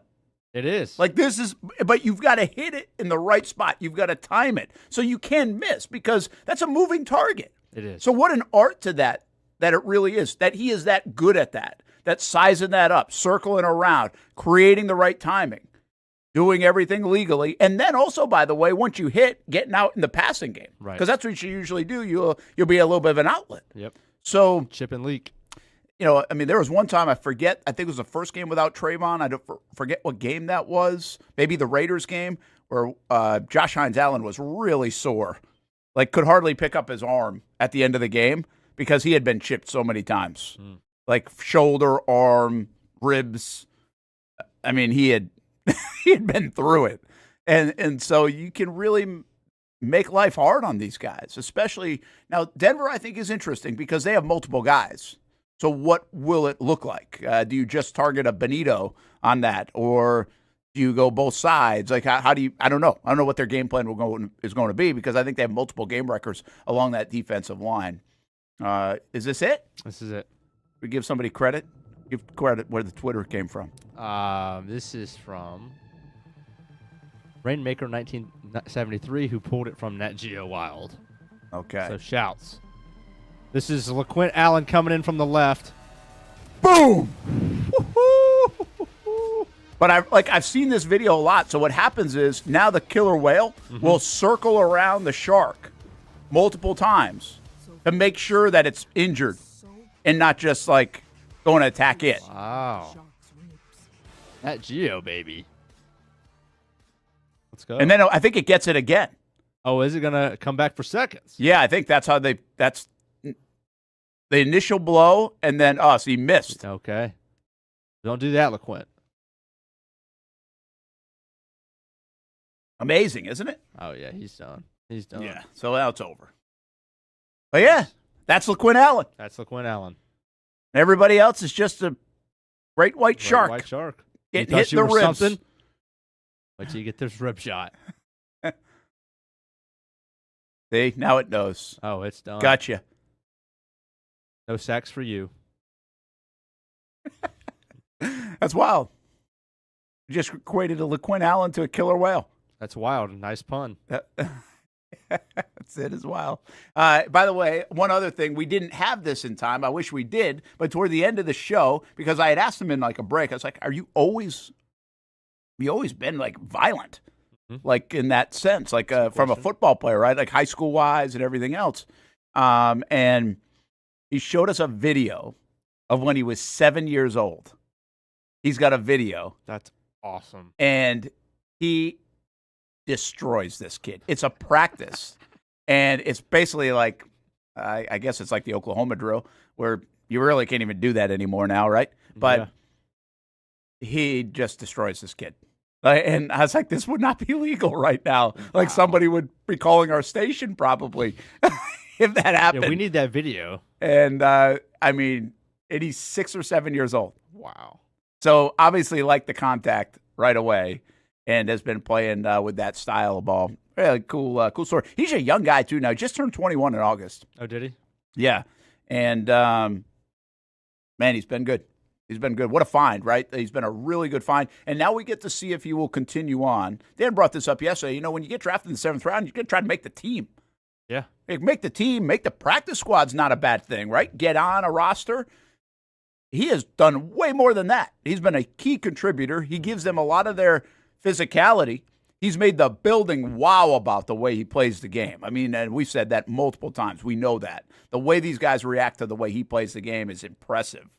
And now he gets a chance to even elevate that a little bit more with Tuten on the bench for the next few weeks. One other note on the Tuten stuff, they grew up 45 minutes away from each other.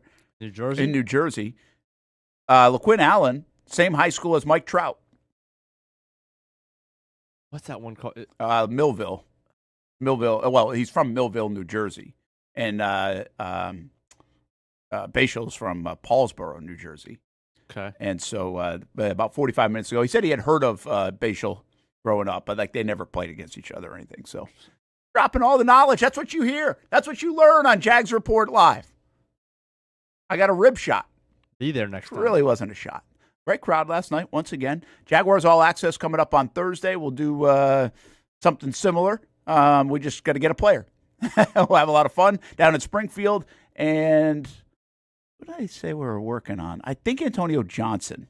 But I don't know what I know that's on at least the radar, but we'll get some confirmation, see who the guest is. We'll have a guest on Thursday. And we will continue, by the way, those shows as long as this run goes for the Jacksonville Jaguars in January. Let's take time out. Brent and Austen Show, Action Sports Jax 24/7 Network, and Jason Hamby along as well.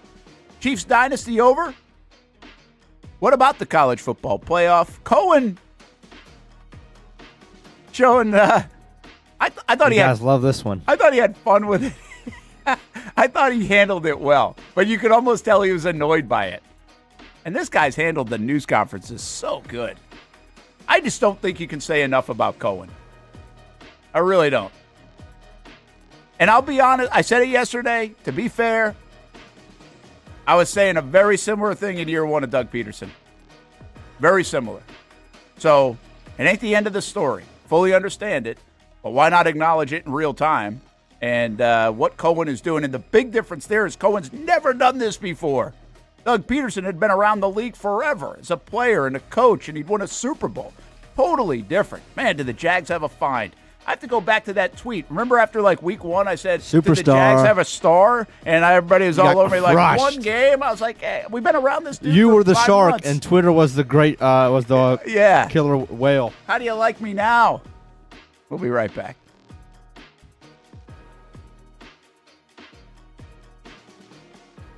Most of us know how to throw.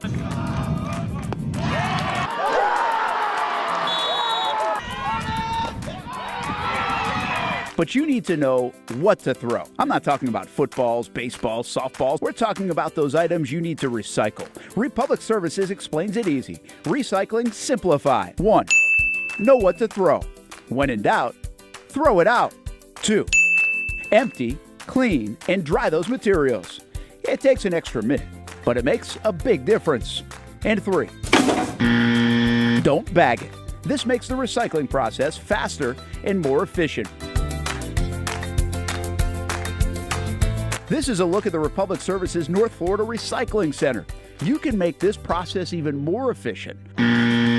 By utilizing those 3 steps, Republic Services can help you become a better recycler in your home. Learn more at recyclingsimplified.com. What a throw! Touchdown, Jaguars! We're coming for you. They're going to get him on the ground, and that's going to end the ball game. We show no mercy. Lawrence looking deep in the end zone. Touchdown! Duval! Etienne is going to take it all the way! Right here on CBS 47. CBS 47. Right here. Your official station of the Jacksonville Jaguars. And the Jaguars strike first. Go Jags.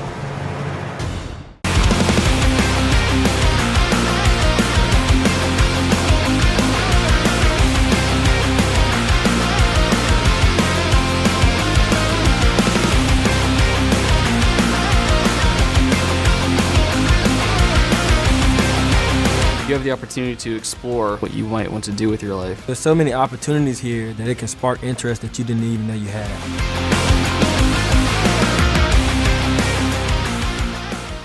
you don't see a pit, it ain't legit. When you hear that, you think Bono's Pit Barbecue, a staple in Northeast Florida now for 75 years. A place that feels like home with friendly service, a meeting place for friends, family, or business occasions. On the menu, the corn nuggets are a favorite in our house, but there's something for everyone. Sandwiches, platters, salads, sides, desserts, and family feasts. You see Bono's all over the place in Northeast Florida. You know, there are almost 20 locations in the Jacksonville area now, so stop on by, sit down, and dine in with Bono's. You can also take it to go. There are drive-thrus in many of the locations, and they have delivery options too. Just download the Bono's app to make things easy. I signed up for the loyalty program, and you can too, to get special offers. If Jacksonville is home, few things feel more Jacksonville than Bono's Pit Barbecue. Celebrate 75 years and many more to come. Bono's Pit Barbecue. If you don't see a pit, it ain't legit. People helping people. It's at the core of what Alive Credit Union is all about, and it's been that way for over 70 years.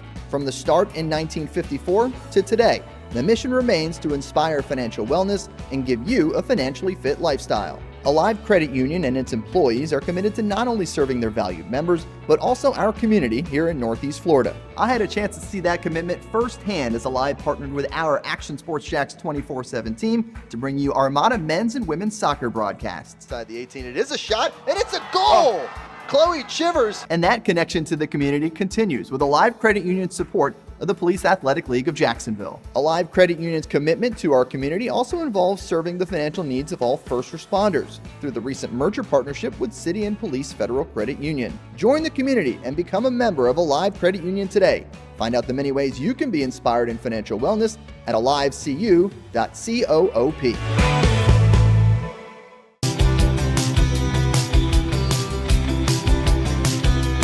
Welcome inside the Armor Guard exterior and gutter helmet showroom. There's a lot going on, like glass exteriors, replacement windows, and down there we have the retractable screens and awnings, plus hurricane protection. Let's talk more about those gutters, and to do that, we bring in Kevin. He's the owner, he's the expert. Why Gutter Helmet? Well, Gutter Helmet's truly the only maintenance-free product. It lets the trash and debris go on the ground, the water wraps around and goes inside. Unlike filters, they sit on top of the gutters, and the trash and debris build up on top of filters, which requires maintenance. With Gutter Helmet, we're going to keep you off the ladder, the most dangerous thing in your garage. With Gutter Helmet, you'll never clean your gutters again. So get off the ladder and put on the helmet. Gutter Helmet. Get a free estimate at gutterhelmetofnorthflorida.com. You can also call 904-762-7779 or visit the showroom on St. John's Bluff Road in Jacksonville. Welcome back to the Brent and Austen Show, streaming on the Action Sports Jacks 24/7 network.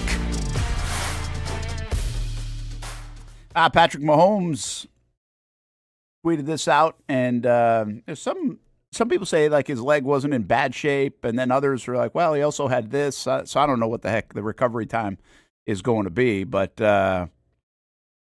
some guys get back really fast, but it could linger into next season, right? And we'll see what the who are the Kansas City Chiefs going to be now, and how do they flip this around?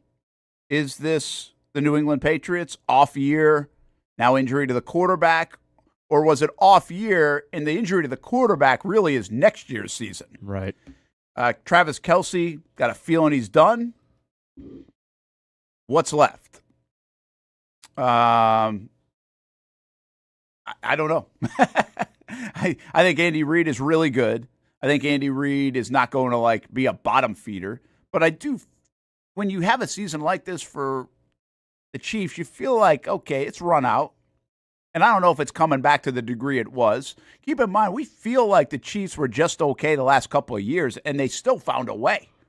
But they were just okay on paper, specifically on offense. They were really more of a defensive team. Because what I think people are missing on this one as well is they were really carried by four people in their organization. You know, and this is, I mean, they're other good players, but they're carried by these four guys.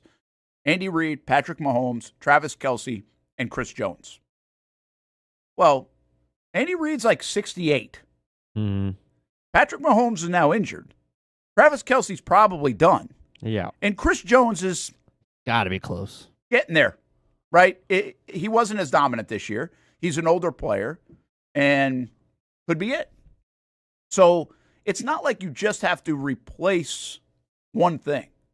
You have to replace dominance in at least 3 areas on the field, and Mahomes will be back, so that will be a replaceable one. But also, Reed, how does he feel about all this? Is he going to coach until he's 75? I don't know. Maybe he does. So I think I would bet against the Chiefs returning to what they've been. I think that's a fair bet. The other part of this is who's coming to get them? I mean, are the Patriots are they all of a sudden the team? Well, everybody's going to say, oh, yeah, Drake May's Young's MVP. Well, okay, well, let's see. C.J. Stroud, you told me, was like going to be a top 5 quarterback for years to come, too, after year 1 or year 2, whatever it was. We've seen guys go, we need more of it. And the Patriots might be good, but I told you also about all the money spent on free agency. They're going to probably get a negative impact on that in year 2. Most teams do. All right, what about the Bills? We feel like their football team isn't nearly as good as it's been. We almost feel like, don't we feel like the Bills' run they missed their window? I mean, you're getting unbelievable play out of Josh Allen. Is that going to continue? And do they have enough around him? You're getting really good play out of James Cook. Are they cashing in on it? Well, this would be the year to do it. But their defense isn't nearly as good as it's been over the last few years. And overall, I don't think their offensive weapons are. So they could be, but I don't feel like, oh, wow, they are going to just dominate the AFC. Pittsburgh, no. Baltimore, this doesn't look great in Baltimore. They're old in a lot of spots. Lamar's beat up again. Harbaugh, feels like there's curiosity every year now, whether he's sticking around. The Bengals, anybody buying the Bengals? No. If they couldn't win last year because their defense was so bad, they could bring back Higgins and Jamar Chase, and Burrow hurt again, Higgins hurt. I mean, it just doesn't feel like it's going to work on a consistent basis in Cincinnati.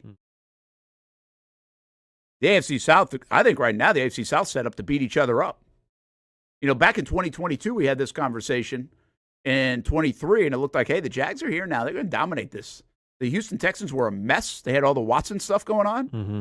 And then Stroud came along in 23, and whoa, wait a minute now. Now this defense is here to stay for a bit. But they even got there, good so fast. Danielle Hunter, how long will he be good? He's aging. But still, they got Stingley and Anderson, and they look like they're going to be pretty good. So I think the Jags, well, we hope the Jags can have some consistency. And once again, that roster in Indy is pretty good if they can ever find a quarterback, which they can't. But if they could, that roster's good. So I think the AFC South it's not going to be a dominant team. It's going to be a good division, but it's not going to be a dominant team. And then you get the West, and then you got Kansas City, Denver, maybe staying power. But I don't feel like it, but maybe. The Chargers, I do think Harbaugh is going to keep winning. But my point in all this is you don't have a dominant team. Right. You don't have the Patriots. You don't have the Chiefs, where it looked like they were better than everybody else, or even like the old Patriots and Colts, where you could get that back and forth. Or most recently, it looked like the Bills and the Chiefs, or even the Ravens and the Chiefs. In the NFC, we've had a run now on the Eagles and even the Rams to a degree, but there are a lot of teams that could be elite there. The league right now doesn't appear to be set up for a dynasty team. And so I think the dynasty's dead in Kansas City. Because now they've got to catch up. And we do start to wonder now, what will he look like coming off a knee injury? Sure. And that could take a bit. This isn't Tom Brady coming back from a knee injury. Tom Brady was going to stand there in the pocket, and then he's going to go down if he's about to get sacked. That's different coming back. Mahomes, his style of play is running around, getting hit a little bit. So I think that will be a curiosity coming back. But, yeah, we don't have a dominant – I don't think we're about to get this dynastic run by anybody.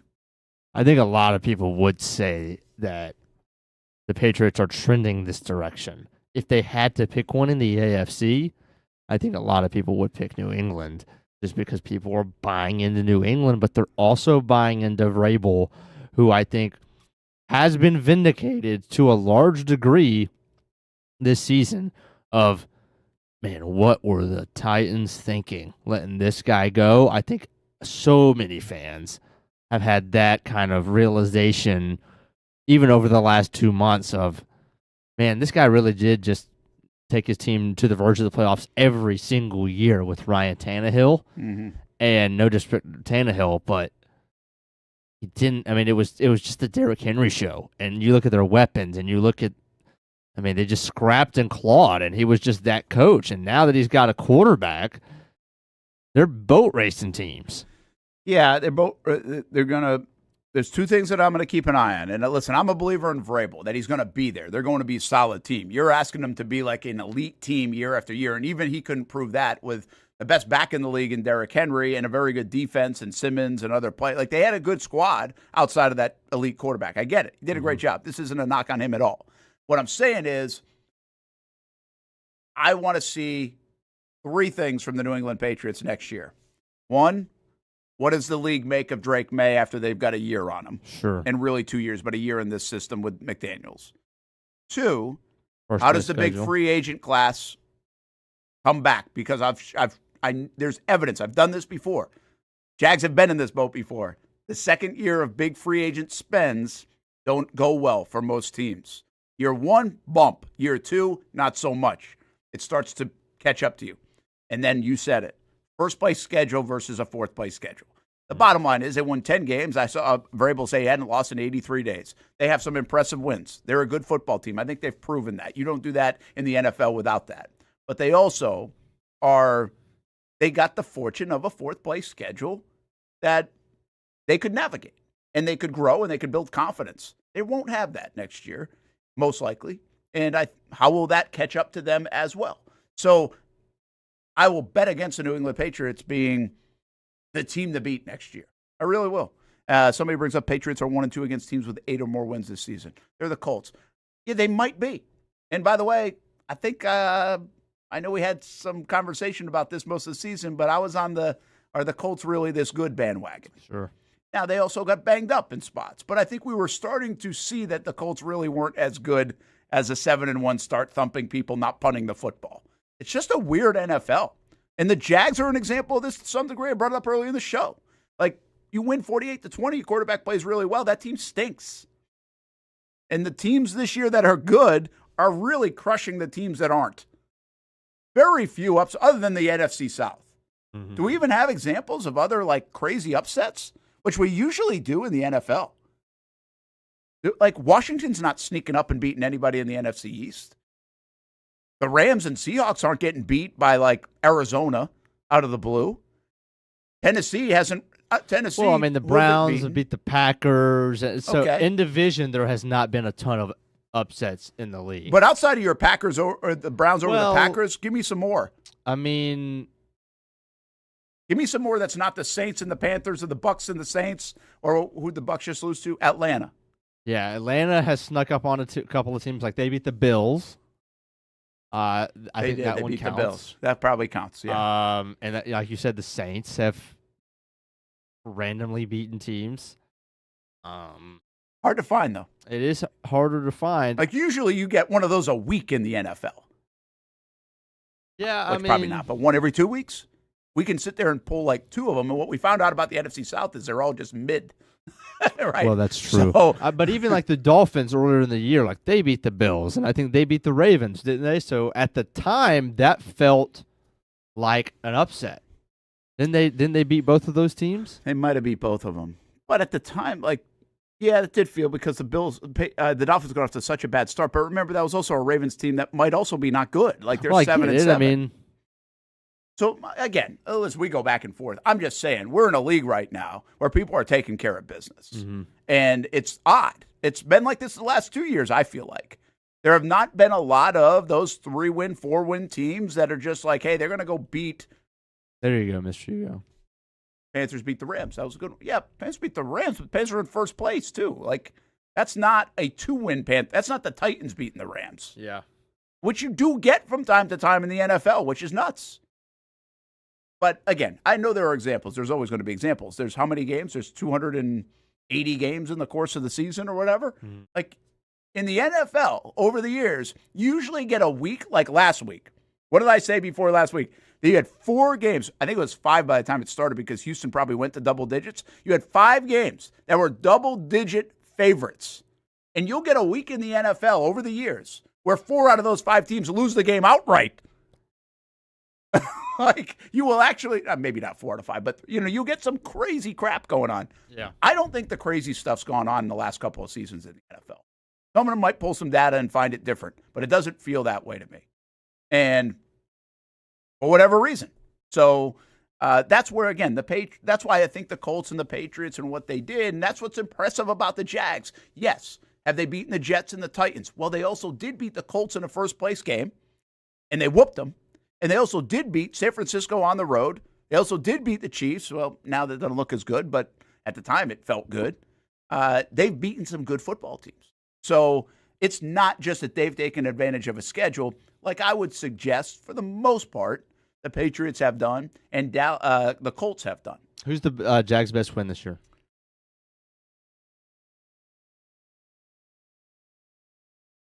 I think San Fran. San Fran.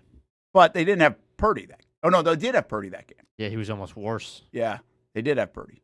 Yeah, I think that's the best game for a couple of reasons. One, look at the way San Fran has played really since then. They have, yeah. Look, the Jags to win out west says a lot. And I just feel like it's better than the Chiefs because, the Chiefs game, I felt like they could have beaten the Chiefs because Monday night hysteria. It's kind of felt like a little bit like the New England game in 2018. Like, it's going to mean a lot more to the Jags and everybody around here than it would for the Chiefs. It's just another game for the Chiefs. So, yeah, I would say. And by the way the Chiefs look is like a lot of people beat them. One other quirk about the schedule for the Jags, or interesting note, if they beat Denver this week, they will sweep the AFC West. Sweep the West. Makes no sense. Impressive. And what did they do against the NFC West? They beat San Fran. They beat Arizona. 2-2. And then they lost to the Rams and Chiefs, which is crazy. They lost 2 home games, won the 2 road games. But one of them in London, of course. But also they lose. So against the West, which you stack up this season, you're like, hey, that's why the schedule's hard. You got the Rams, you got the Seahawks, Cardinals wouldn't be on there, but you got the Niners, you got the Chiefs, you got the Chargers, you got the Broncos, okay, you got the Raiders. You got 8 games. They went 6-2 in those games. And the 2 games they lost to might be the 2 best football teams in the National Football League. Yeah. And they're playing Thursday night for the top seed in the division. It's going to be a good one. So, it's been so impressive, and I know people are probably still stuck on what if they didn't blow that game against Houston? What if they did get that call against Cincinnati or Brian Thomas Jr. catches that ball? They really could be right there, but we know it works the other way, too. They win some close games. Fascinating. I just find it amazing that the year in 2017, I think they swept the North.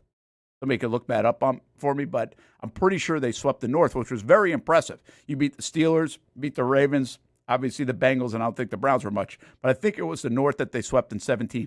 I don't know if they had one of those in 22, where they clean sweep a division to help kind of get to where they are. But when you sweep the West, that puts you in a position now to be able to go where the Jags are going.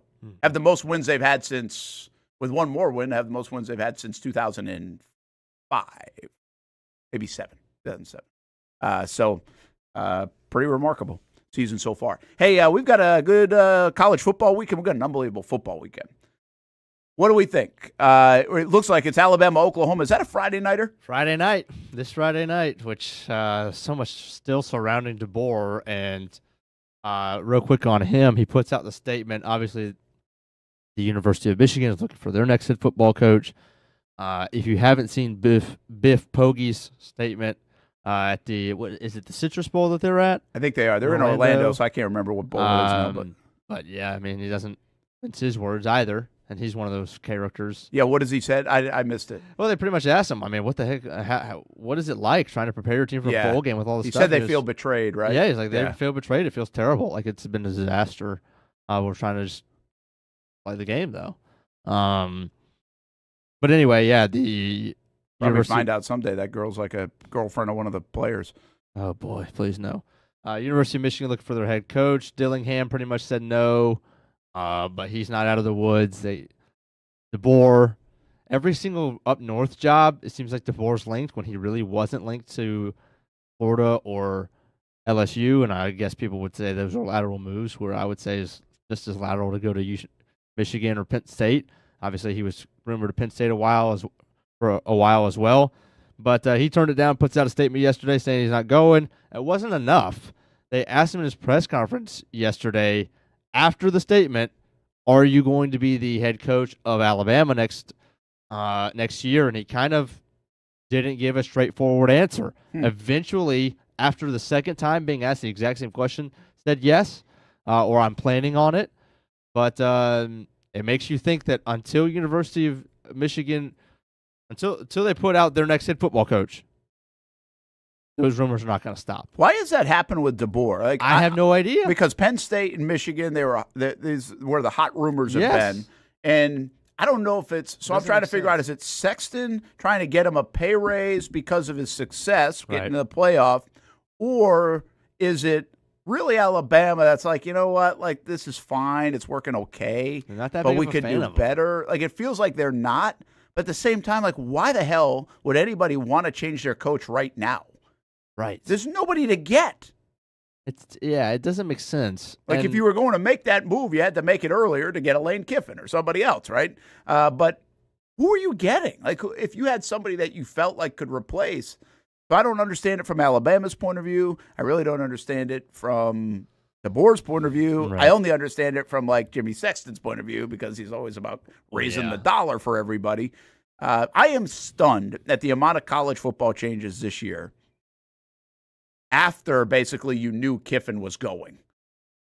And big schools. And what I would even put Utah in this program because he retires. Yeah, Whittingham's done.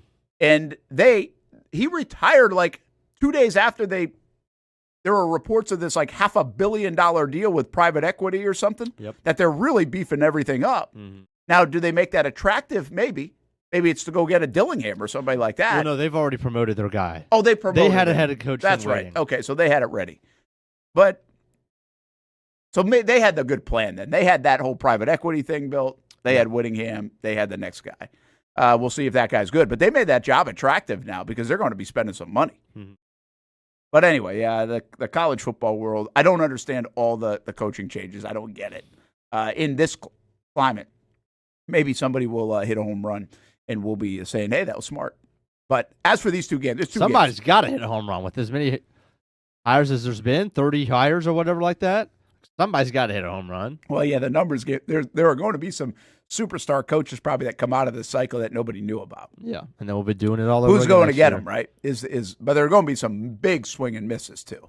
Oh yeah, big swing and misses. All right, Alabama, Oklahoma. Who do you like right now? Like early. I mean, I like Oklahoma. I mean, going to Norman and playing that defense. Only if an offense has utmost confidence would I take them. Oklahoma's beatable, obviously. Their offense is very mid. And Mateer very well could come out and throw 3 picks, and Bama could win this game by 21 points just off of the turnovers.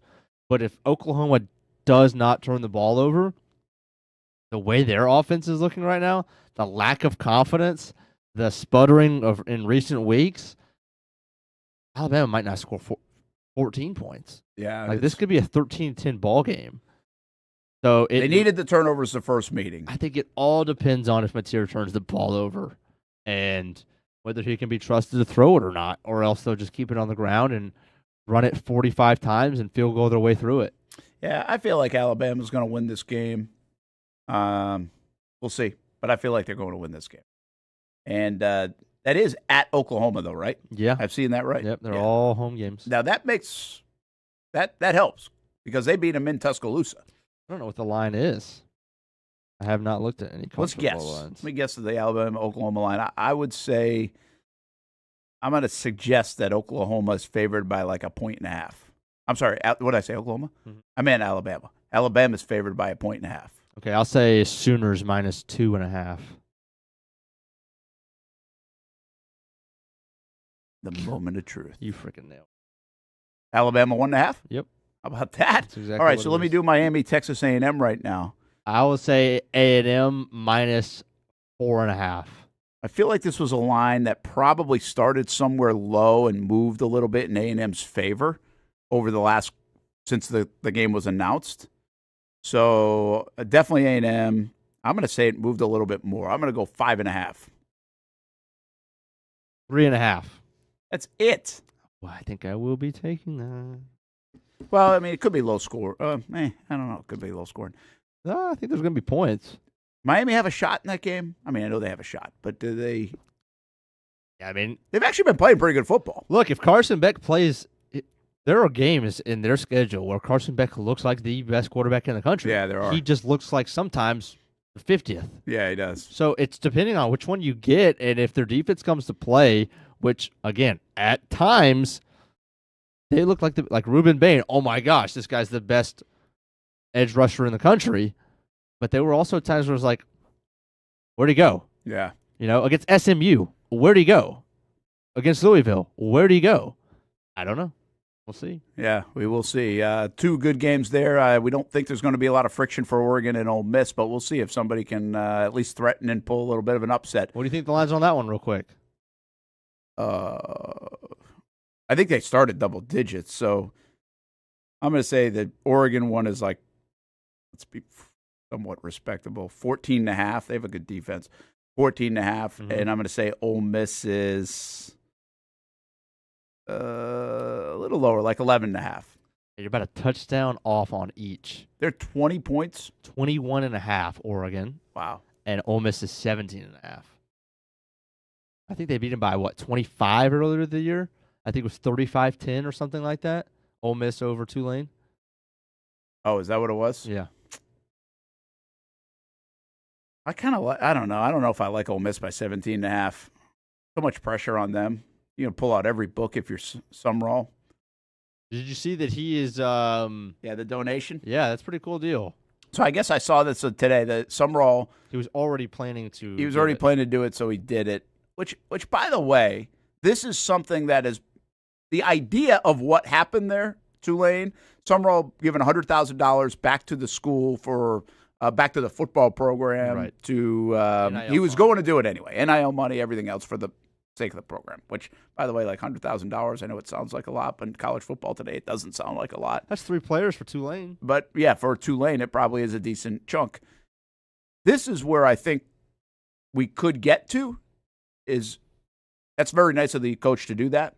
But I think we could get to the point where schools do that when they raid another program where they actually have to pay something to the school. Oh, I see. You know, almost like a draft pick kind Sure. of thing. Like, I wonder if we get there some point Like, where instead of trading a draft pick for a coach to go get that coach, you actually like pay money into their NIL, almost like a game guarantee that you would have if you had played them. It's almost like what America does to get players over from Japan in Major League Baseball. Yeah, a little bit of that. Buyout. Yep. So I don't know. Maybe it doesn't make sense, but I could see it happening Cash down the road. considerations. And I just for the maybe to keep parity as much as possible, or at least make people think about rating programs every however long. What I could really see it, Hamby, is maybe if it's like an equal, like if you're taken from Ole Miss in this scenario, where Ole Miss gets something out of it, or especially if you want them in the early part right now, like if you need them there on campus for the recruiting cycle or something. I don't know. Maybe who knows what college football looks like in like 4 years. It would be cool if, like, let's say, give me a program, an up-and-coming program. Let's take a UCF. Okay, so if UCF gets a guy out of high school and molds him and grows him, Yeah. and now Florida wants him, and Florida wants to give him $500K because he's a legit starter in the SEC. That's what they see. If they had to give the exact same amount to the school, so if it's $500K to the player because that's what he wants. It's $500K to the school, an additional for almost waiving his rights or something like that. Not that they'd ever have rights, but this would never happen because they get sued. But it almost rewards the lesser program. And I hate to say UCF obviously, but this would even be a better example, almost like in basketball, because we talk a lot about like UNF and Chaz Lanier and all that stuff. Yes. Like if Chaz Lanier gets $1 million from Tennessee as the player, UNF also gets $1 million to spend on their NIL fund, which would be huge for them. That is actually where this has been presented the most. We have Talent Talk coming up today with the UNF Ospreys. Bobby Kennan will join us. Nick Morrow will join us. And maybe I'll even ask him if there's any movement on that. Because when two players got picked from Indiana that, went from UNF to Indiana, obviously you just mentioned the Chaz Lanier one. And that's where this conversation really started to take place, at least for me, is that, hey, they would get something. Now, if it's $1 million to pay Chaz Lanier, you're probably not getting $1 million for UNF. But if it's something, if it's $100,000, that's a big deal for UNF. Now, what they did actually with Tennessee, interestingly enough, is they basically stole Chaz Lanier, and then they played a guarantee game with them this year. So they planned a guarantee game with them in the future as almost like a like they worked that out. Now, you have to have to make that happen, you have to have good relationships. You have to know Rick Barr and say, hey, we want to get you on the schedule. It might be 2 years down the road. But in essence, the Lanier move did benefit the UNF program, as far as I think I have that right, where they were able to set the table for a guarantee game where they probably got paid a few $100,000 to go to Tennessee. Sure. So there is something to be said about that. But I am for that, especially on the smaller programs. That, yeah, man, if you're going to raid their staff and players and everything else while they develop, which is definitely happening, maybe there's something in it for the little guy here, which would be kind of cool, I think, even if it's pocket change for some of these big programs. Sure. All right, let's take a break. Brent and Austen Show, Action Sports Jax 24/7 Network. We come back. Travis Etienne, Jacoby Myers, those guys have been kind of names thrown around for, hey, who's the MVP of the Jags on offense? Well, there's another guy, and he might not even start this week. We'll talk about it when we come back, plus our recycled headlines here on a Tuesday. Don't forget, Talent Talk. You see that Ospreys hat coming up at 2 o'clock. We'll have that for an hour right here in the Action Sports Jax 24/7 Network, the final one of 2025, and then we'll continue it in 2026. 1 o'clock, Club 904 coming up with me, O'Brien. So more content, more Jags, more local sports right here on the Action Sports Jax 24/7 Network.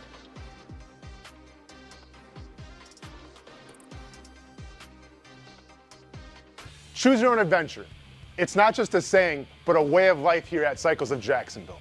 And whether it's 2 wheels or 4 wheels, at Cycles of Jacksonville, a great adventure awaits. With brands like Honda, Vespa, Segway, and Triumph, Cycles of Jacksonville has you covered with their inventory featuring a 60,000 square foot building.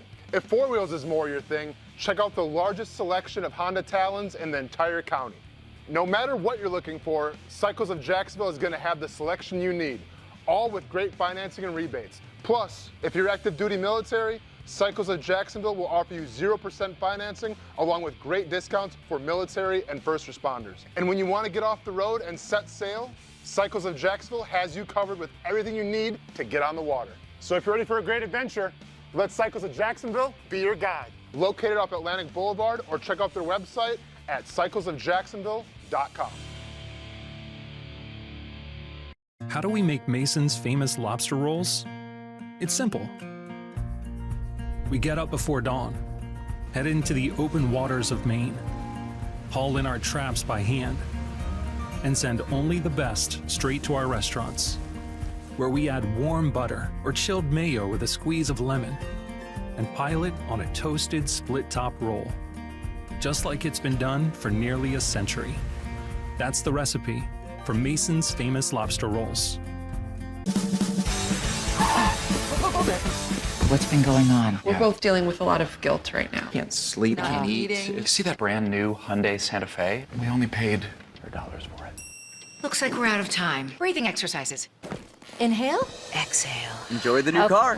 Okay, thanks. Deal so right, it almost feels wrong. The Hyundai Getaway Sales Event.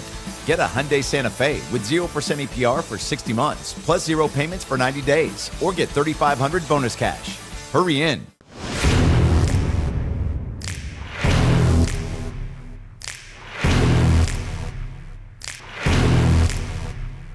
Grab some friends and go to a restaurant or head out for a drink and some conversation. Watch your favorite team play on the big screen. Or how about play some games? You can do all of that in one night at Best Bet. Each location has a different vibe, its own personality, like here at the original Best Bet in Orange Park. When you walk through these doors, everybody knows your name. And here in St. Augustine, it's the newest location. Play some poker. How about the table games? And don't forget about Ace's Sports Bar and Grill.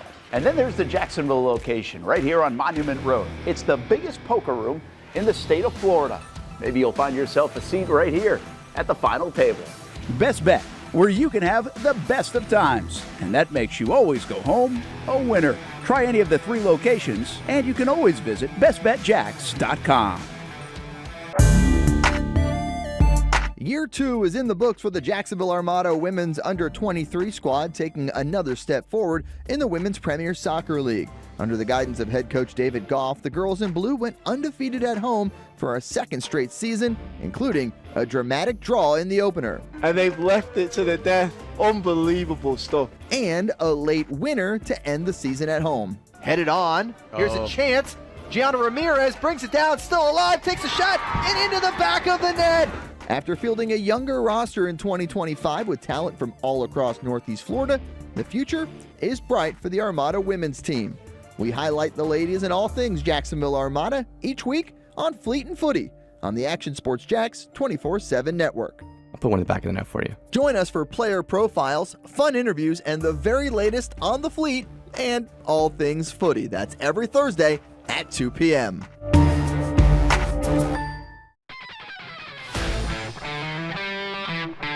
Hey guys, we got a new player today. I hear he's pretty good.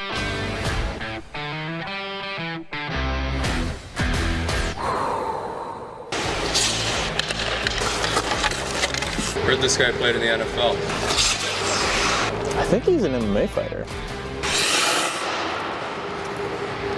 I've actually been on his show, the Brent and Austen show. Football and fighting, that's the easy part. Let's see if I still have it on the ice.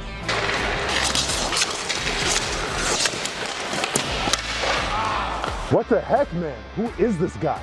He's saving everything. Leave the hockey to the pros, man.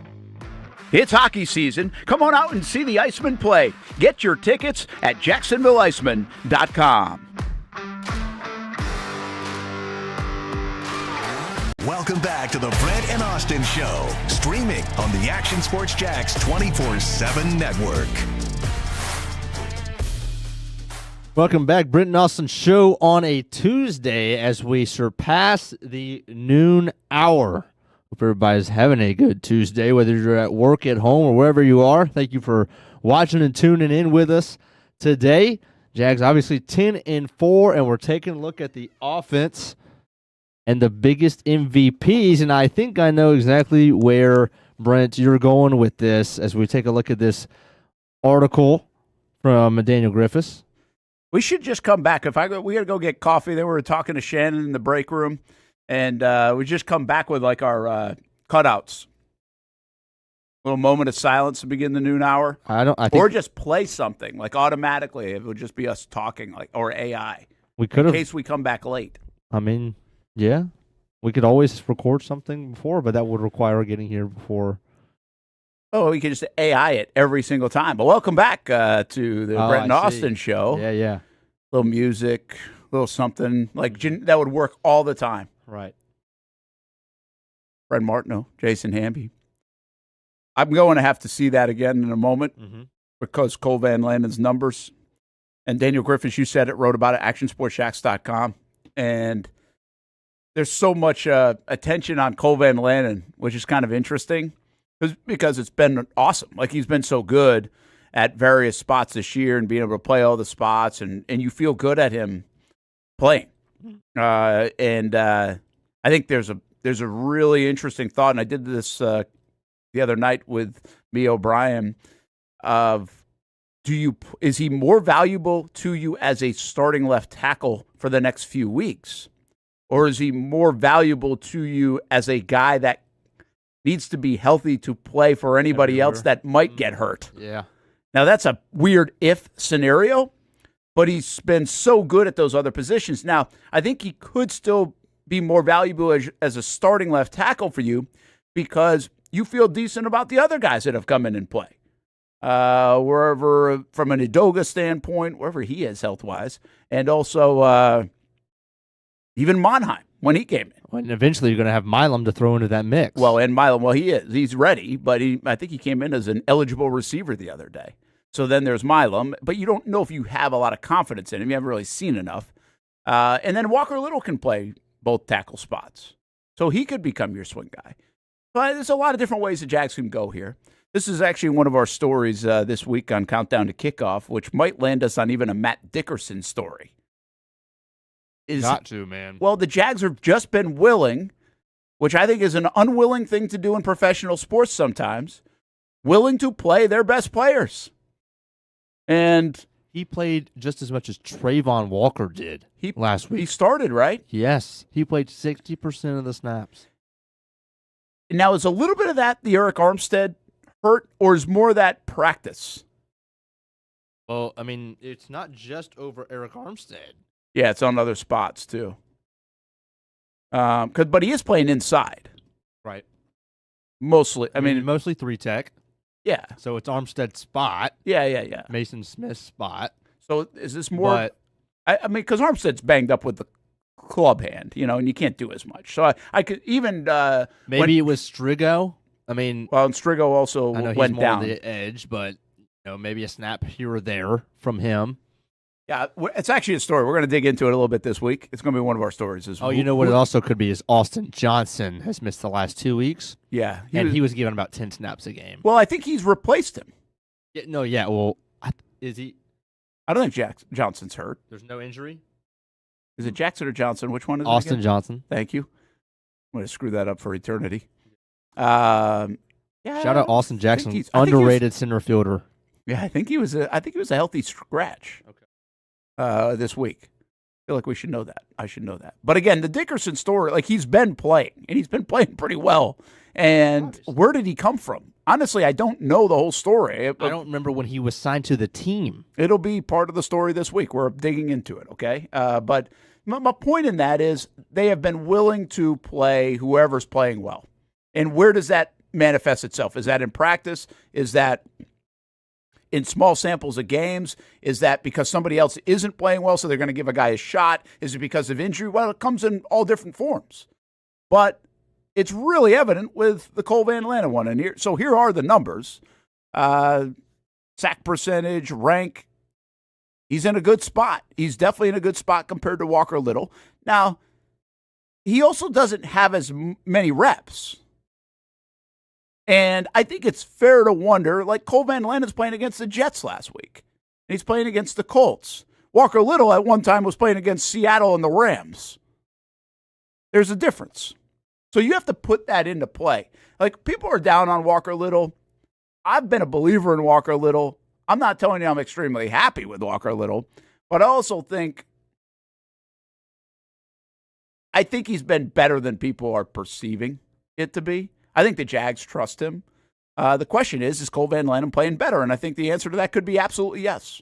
So Van Lannon, to me, is on the MVP list of the Jacksonville Jaguars this year. Your offensive linemen go down, you could be in big trouble.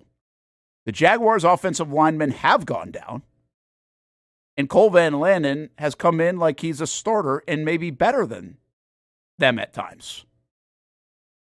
At 4 different positions. Amazing.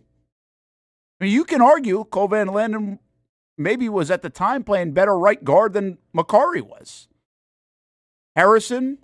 Now, can we check, is this graphic just at their snaps at tackle? It says Jaguars OTs, so I think this is a tackle snap. Okay, so this doesn't include when he was playing at the guard spot. I don't believe so. Okay. I think this separates that.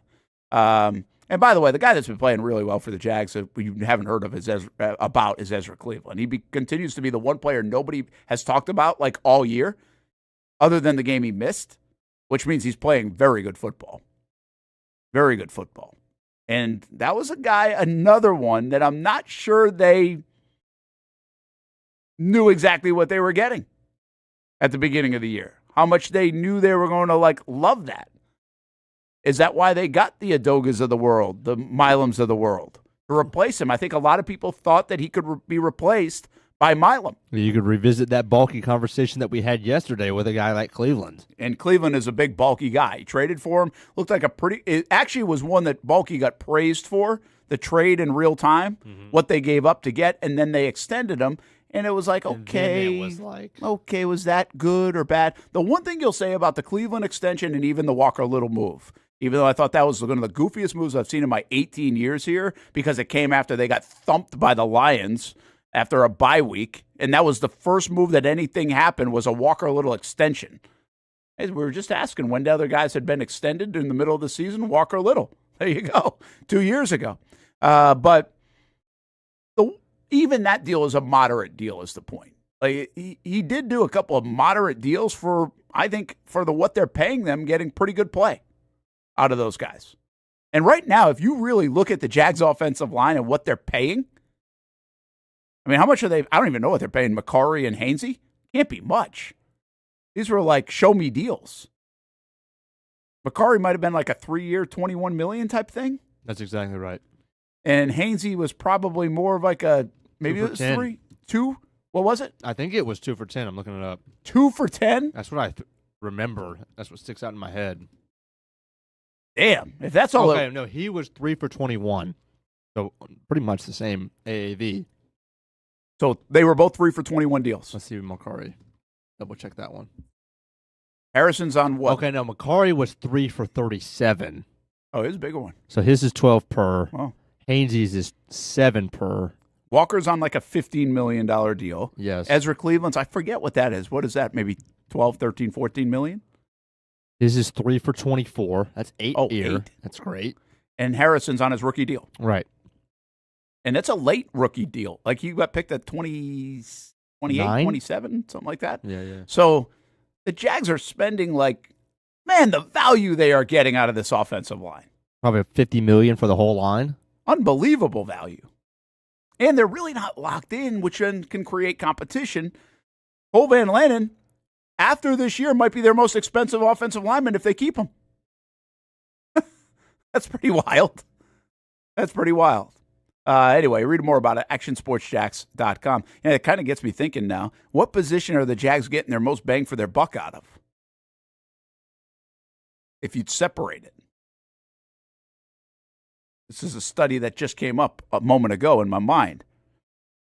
But they're paying the receivers nothing. Yeah. They're paying their tight ends nothing. I mean, rookie deals. They're paying their running backs hardly anything. Nothing. They're paying their outside of the quarterback. Their offense might be the least expensive in the entire NFL. We should do that study. I doubt that's the case, but how? It's everybody's on the rookie deal. Literally everybody except for Jacoby Myers. Yeah, it really feels like the Jags are in such a good situation financially. De'Ami Brown, De'Ami Brown's $10 million there. That's your highest paid player at the skill position, other than whatever you're paying Jacoby Myers for half a season. A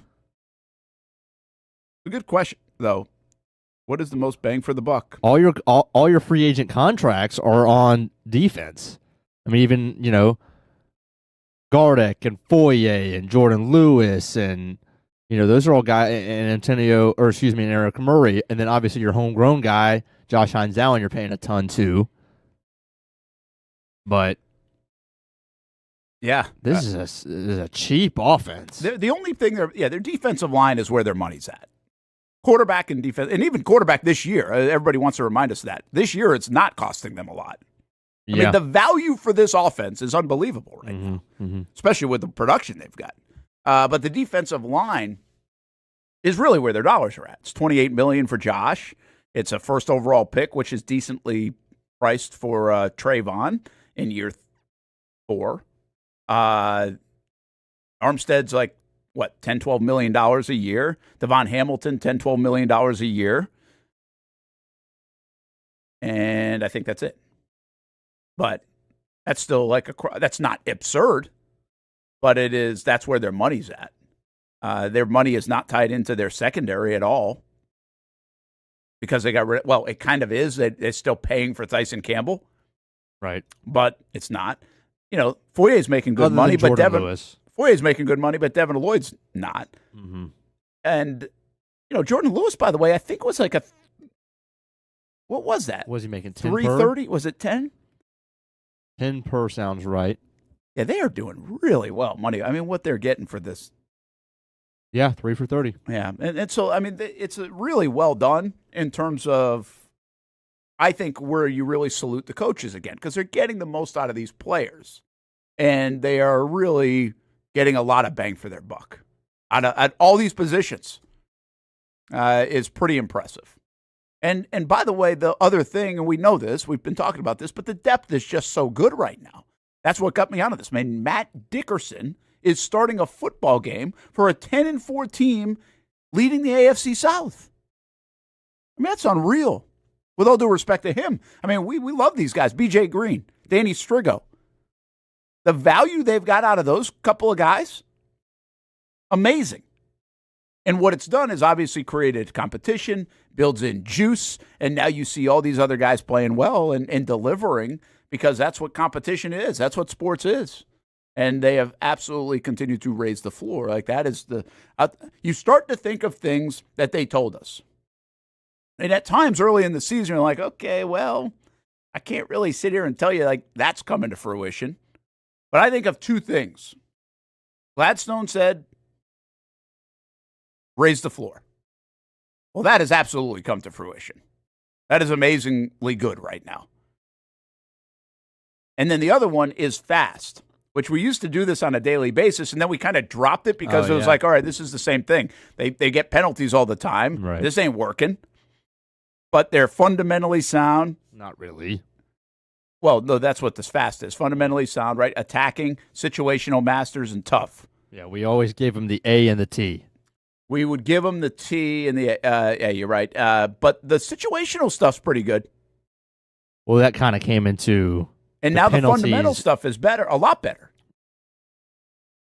It is better. Well, and by the way, let me also tell you this. I don't think I'd have to ask Coen, but I don't think fundamentally sound always means it's just alignment and assignment. Of course, it's certainly factored in, but I also think it means what we talk about with LeQuint Allen. Chipping a guy. Catching the ball the right way. Catching the ball. So even the drops that have gone to fundamentally sound. Yeah, everything. So, you're right. So I think a fundamentally sound has gone from like, let's rank it 1 to 10 and give it a 2 to now it's like a 7.5. Sure. And the A and the T has probably been pretty consistent. They've been tough. They've been mentally tough. They've been physically tough. They do feel like they're an aggressive football team overall. Absolutely. And then the situational masters of where I think I've seen this team probably grow, but also be impressed by the coaching staff from. Because I think they're better in 3rd and shorts and 4th and shorts and getting those first downs. They're better in the red zone. The red zone since the bye week has been a terrific number. Yeah, it's crazy. Like 90% of NFL teams, their struggle is scoring touchdowns in the red zone instead of field goals. It's always this huge thing in the NFL. For the Jags, it's not been an issue at all. It's just been turning the ball over. Like, that's not – their struggle is we just got to make sure we don't turn the ball over inside our own 10. And if we don't do that – they've scored touchdowns. I mean, I don't know the stats, so I guess I could be overblowing it here. Well, I know 2 weeks ago the stats were really good, and the Jags have scored 30-something and 40-something points since. So I haven't seen many 19, 20-yard Cam Little field goals all year. No, yeah, they score. Actually, going the other day, Trevor misses Brenton Strange right over the middle. One. It's so funny. Nobody talks about that play. I'd actually I should ask Trevor. Maybe I will tomorrow. I'll be like, how did you miss him? Easy for me to say. But that was where we thought he was going to get his 5th touchdown, and then they kick a short field goal. All right, let's do this. Take a break. Brent and Austen Show, Action Sports Jax 24/7 Network. I got another Daniel Griffiths image that I want to show you. Don't forget to read more on Cole Van Landen, actionsportsjax.com. Daniel's done a great job for us all season long. And what else we got coming up? thought I had something else on We my got mind. Coen on time management. Oh, yeah, that's right. I wanted to let you hear the Liam Coen thing, so we'll get to that bit. There's your look at the standings. And so much on the line this week in Denver. Don't forget, by the way, to check out Armor Guard Exteriors, Gutter Helmet at NorthFlorida.com, 904-762-7779. Gutters, awning, screens, windows, doors, storm protection as well. And with Action Sports Jacks, you can get 25% off. Just tell them we sent you. Go visit St. John's Bluff. Go visit the showroom there or look them up, Gutter Helmet of NorthFlorida.com. When it's time to get a new car for anyone in your family, just remember, nobody but Nimnick, the #1 Buick GMC dealer in Jacksonville. Get the latest price breaks on 2023 and 2024 models or the newest 2025 vehicles in the showroom on Phillips Highway or shop online at NimnickBuickGMC.com 24 hours a day. GMC Sierras, Yukons, and the redesigned Acadias, or get the all-new redesigned line with Buicks. It's nobody but Nimnick, and part of the reason why is this is a first-class buying experience here at Nimnick Buick GMC. You're not just a customer, you're a friend. This is about getting a vehicle that best fits you and getting you on the road, and also helping you and your family down the road. Nimnick has a treating you right guarantee, courtesy, respect, fairness. The most Buicks, GMCs, and Jacksonville's only Car Bravo dealer, nobody but Nimnick. Who has put in the most years and stands behind a better experience? Nobody but Nimnick. GMC. We are professional grade. If you look good, you feel good. And the medical professionals here at Ponte Vedra Vein and Aesthetics are here to make you feel your best. I'm on camera every week, and I have a confession to make. I'm not always confident in my appearance. Can you see my dark circles? Is my makeup highlighting my fine lines instead of covering them up? I question it all. So when I found out about the wide variety of procedures here at Ponte Vedra Vein and Aesthetics, I knew help was just one appointment away. Medical Director Dr. Megan Deacon Casey and her board-certified physicians have been using the latest and cutting-edge technology for the last 10 years, giving men and women their personal confidence boost. From Botox, fillers, Morpheus 8, and so much more. The hardest part was figuring out what I needed. Thankfully, the medical team walked me through what would work best for me through a free consultation. Come look and feel your best with the team here at Ponte Vedra Vein and Aesthetics. Visit them at one of their 2 locations, either over in Ponte Vedra or on the south side. Baker's Sports. It's a hometown business filled with hometown people trying to make you feel right at home. Chris Conley, Jacksonville University. Walker Wright, class of 2018, West Nassau High School. Michael Young, Fletcher High School. Baker's Sports started in a grassroots way and now outfits much of the Southeast. Tony Mazzio, Sandwood High School, class of 2002. High school sports, travel sports, youth sports of all kinds. They are a one-stop shop carrying Nike, Adidas, Under Armour brands, and more. Vincent Caldes, Oak Leaf High School. Samuel Coffrin, Paxton School for Advanced Studies. Whether it's sports teams on the field or it's your team in the workplace, like our Action Sports Jacks team, and community events like the Dream 18 Golf Tournament, and many others. Cole Tilley, Hilliard High School. Reagan Webb, Eagles View Academy. Look good, feel good, play good with Baker Sports. Custom sports apparel since 1997. Shop with the hometown team at bakersport.com.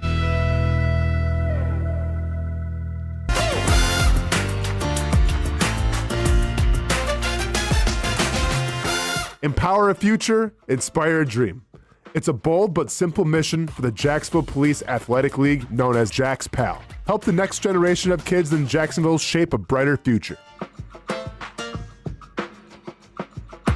Their after-school programs, teenage leadership programs. There's community outreach. It's been just an awesome opportunity to be out here with my colleagues and do something good for the community. It's really been an interesting opportunity to just see everybody work together in a way that we don't normally in the office. And there's sports.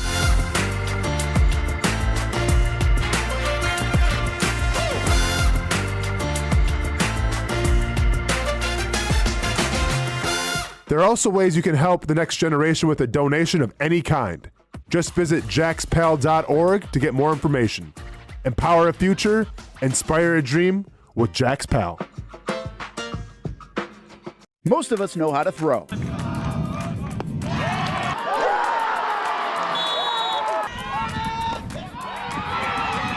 But you need to know what to throw. I'm not talking about footballs, baseballs, softballs. We're talking about those items you need to recycle. Republic Services explains it easy. Recycling simplified. 1.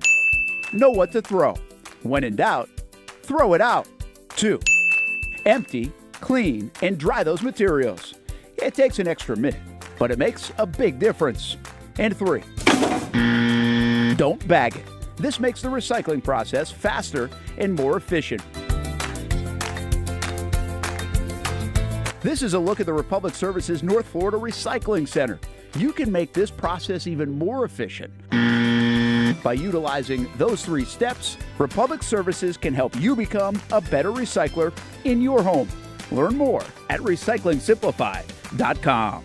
Welcome back to the Brent and Austen Show, streaming on the Action Sports Jax 24/7 network.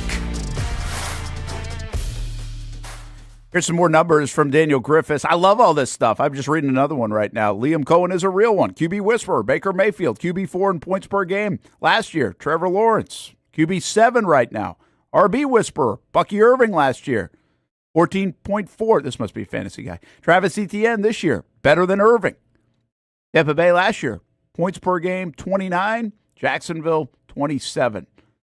I think that's in the fantasy QB and RB world. So there you go, fantasy football people. Key stats, Trevor Lawrence, 8th now in total yards. See, this is a little bit of the conversation we were having with Travis Etienne. Hey, put that back up. I need that. I'm about to. Welcome back, everybody. Brent and Austen Show, Action Sports Jax 24/7 Network. Austin headed to Vegas to do some testing. I'm not sure I'm supposed to share that, but we're all friends here. And he probably will join us tomorrow, be back later in the week, getting ready for a fight in early 2026, coming off a little bit of a knee surgery. So he's got that going on. Jason Hamby here, and we're having some fun talking about the Jags mostly, but some other things as well. And there it is. We were talking about ETN, the scrimmage yards, the touchdown, some of those stats really good, but recently the yards per carry have been just okay. Like, as Hamby would say, really not even okay. Not very good. But his impact has been huge. Like, take a game like the other day, he runs for whatever it was, 28 yards or something, and his impact was massive in that football game. Trevor Lawrence, all of a sudden, and buoyed by a huge game, but all of a sudden you look up, he's top 10 in the league in yards and top 5 in touchdowns. Only 3 players who have more touchdowns than Trevor Lawrence. I mean, if we said that a month ago, you'd been like, yeah, there would be no discourse. Right. And right now there's no discourse. So I think people really love to rely on the numbers. But the crazy part about Trevor, I brought this up yesterday, or maybe even earlier today, the other numbers are just not, he's not going to be able to fix them. The number, it's not been a statistical year, but he's still been winning and finding ways and making enough plays a lot of these games. It just hasn't looked sexy for the first, let's say, 10 games of the year. Now the last 4 games have been a lot better, and it's starting to look sexy. And now these numbers are starting to go up. But I don't think it's ever going to, we're not going to look up at the end of the year and say, hey, Trevor Lawrence, look at this. Like, I can defend this. Look at his numbers. No. But that's okay. Like, that's where I think we need to deeper dive on some of this. And for the folks that have been saying in the building, from Liam Coen to players like Robert Hainsey or even Ezra Cleveland yesterday, listen, he's been the same dude. He's been getting us in and out of plays at an elite level, or, well, maybe elite's a little, but a very good level. He's been operating our offense at a very good level, even if the numbers haven't always shown up. Yeah, too many turnovers at stretches? Absolutely. Nobody's going to deny that. But this play is not just a flip of the switch. And I believe people think it's just a flip of the switch. It's not a flip of the switch. It's been brewing. There's plenty of plays to go back to in the first 8 to 10 games that you saw good play from the quarterback. It was inconsistent at times, more inconsistent than people like, and you didn't see these crazy numbers, and you didn't see these backyard plays. But I thought it was pretty typical of a first-year offense. And also didn't have a lot of help. Had some games, 7 sacks apiece, dropped footballs all over the place. Not a lot of help. Now, not as many drops. A couple of games in a row with no sacks. Really a lot of those this year now. And an evolution of the offense because it's just time on task type stuff. So, like, I really don't think this is rocket science. I just think it's interesting that you're not going to get this year that's going to look MVP like in the numbers. I mean, he's going to finish with a completion percentage that's one of the worst in the NFL, it looks like. Yeah, it's terrible. It's really not good. Yet, does anybody care right now because they're throwing it down the field at last week 10.5 per attempt, which is insane. Yeah, watching the last month, you wouldn't really just watching the game. And if the box score was unavailable to you, you wouldn't think that there was any issue with the completion percentage. Absolutely. You really wouldn't. I couldn't believe it, actually, in the Colts game. And a little bit even in this one. When I looked up and I was like, wait a minute. It's only 59.5%? Yeah. Like, I actually did that multiple times in the game and the week following and everything else. And I agree with it. And I don't, some of that's because the ball's down the field. The last 4 weeks, I think it's 8.5, 8.2, 8.1, 10.5 per attempt. Mm-hmm. It's a big number. There are 4 quarterbacks in the National Football League, I think, who play on a regular basis that have plus 8 in that category for the season. So, and one of them's like Sam Darnold, who only throws it about 24 times a game. Right. You know, and they really pick their spots, and they've been good. We saw that in Jacksonville. And Jackson Smith and Jigba's been the best receiver in the game. So, yeah, it's just a stat thing that's not going to play. More on those numbers, actionsportsjacks.com. That brings me to Liam Coen. And I thought Cohen's been so good in front of the mic. The podium, you know, this will be, you couldn't be more different from year to year than how the head coach handled the podium. I don't think we've really said it that way. But if you think about it, in my opinion, what got Doug in trouble last year was the way he handled news conferences. Like, it made people not like him. Yeah.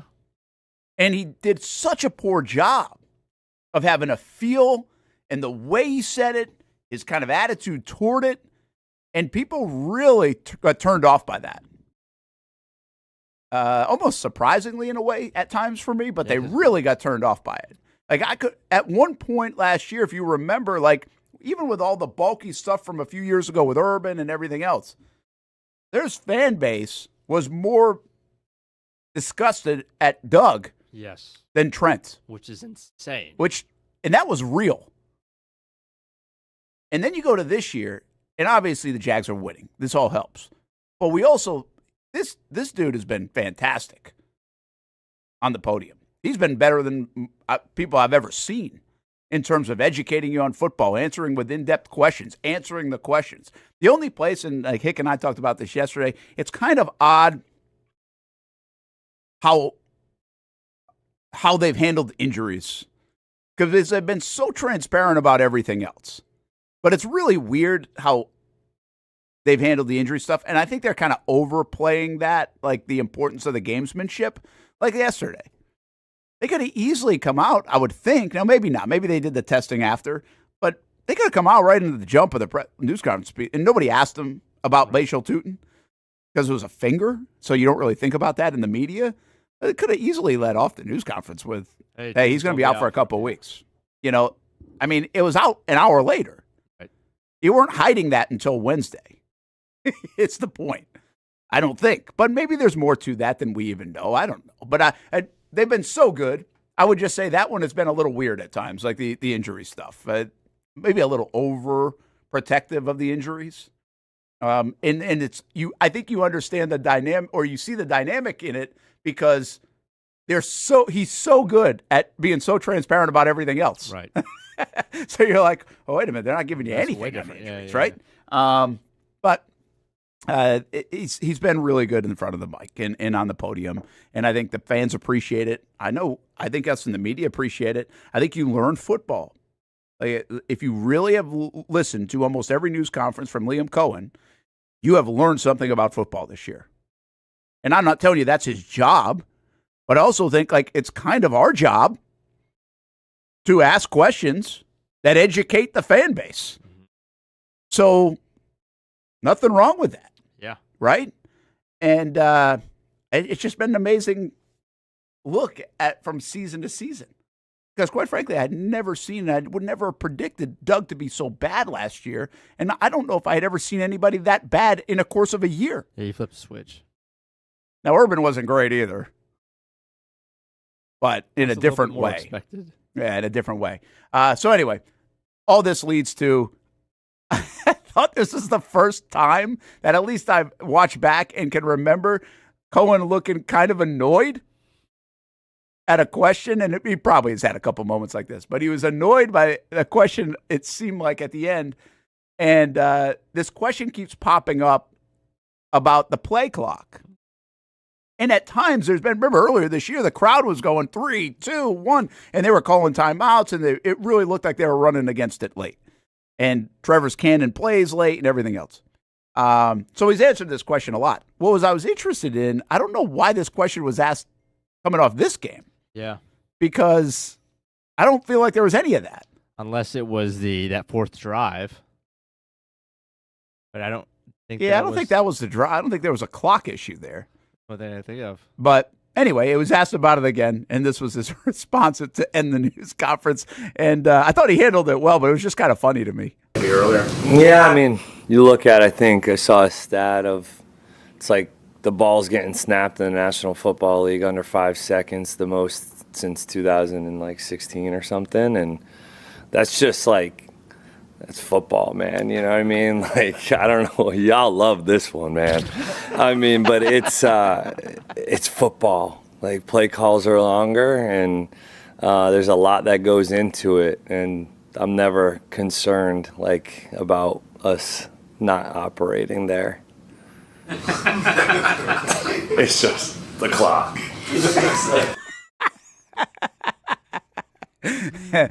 He did a good job there. I love that. He's like, y'all love this one, you idiots.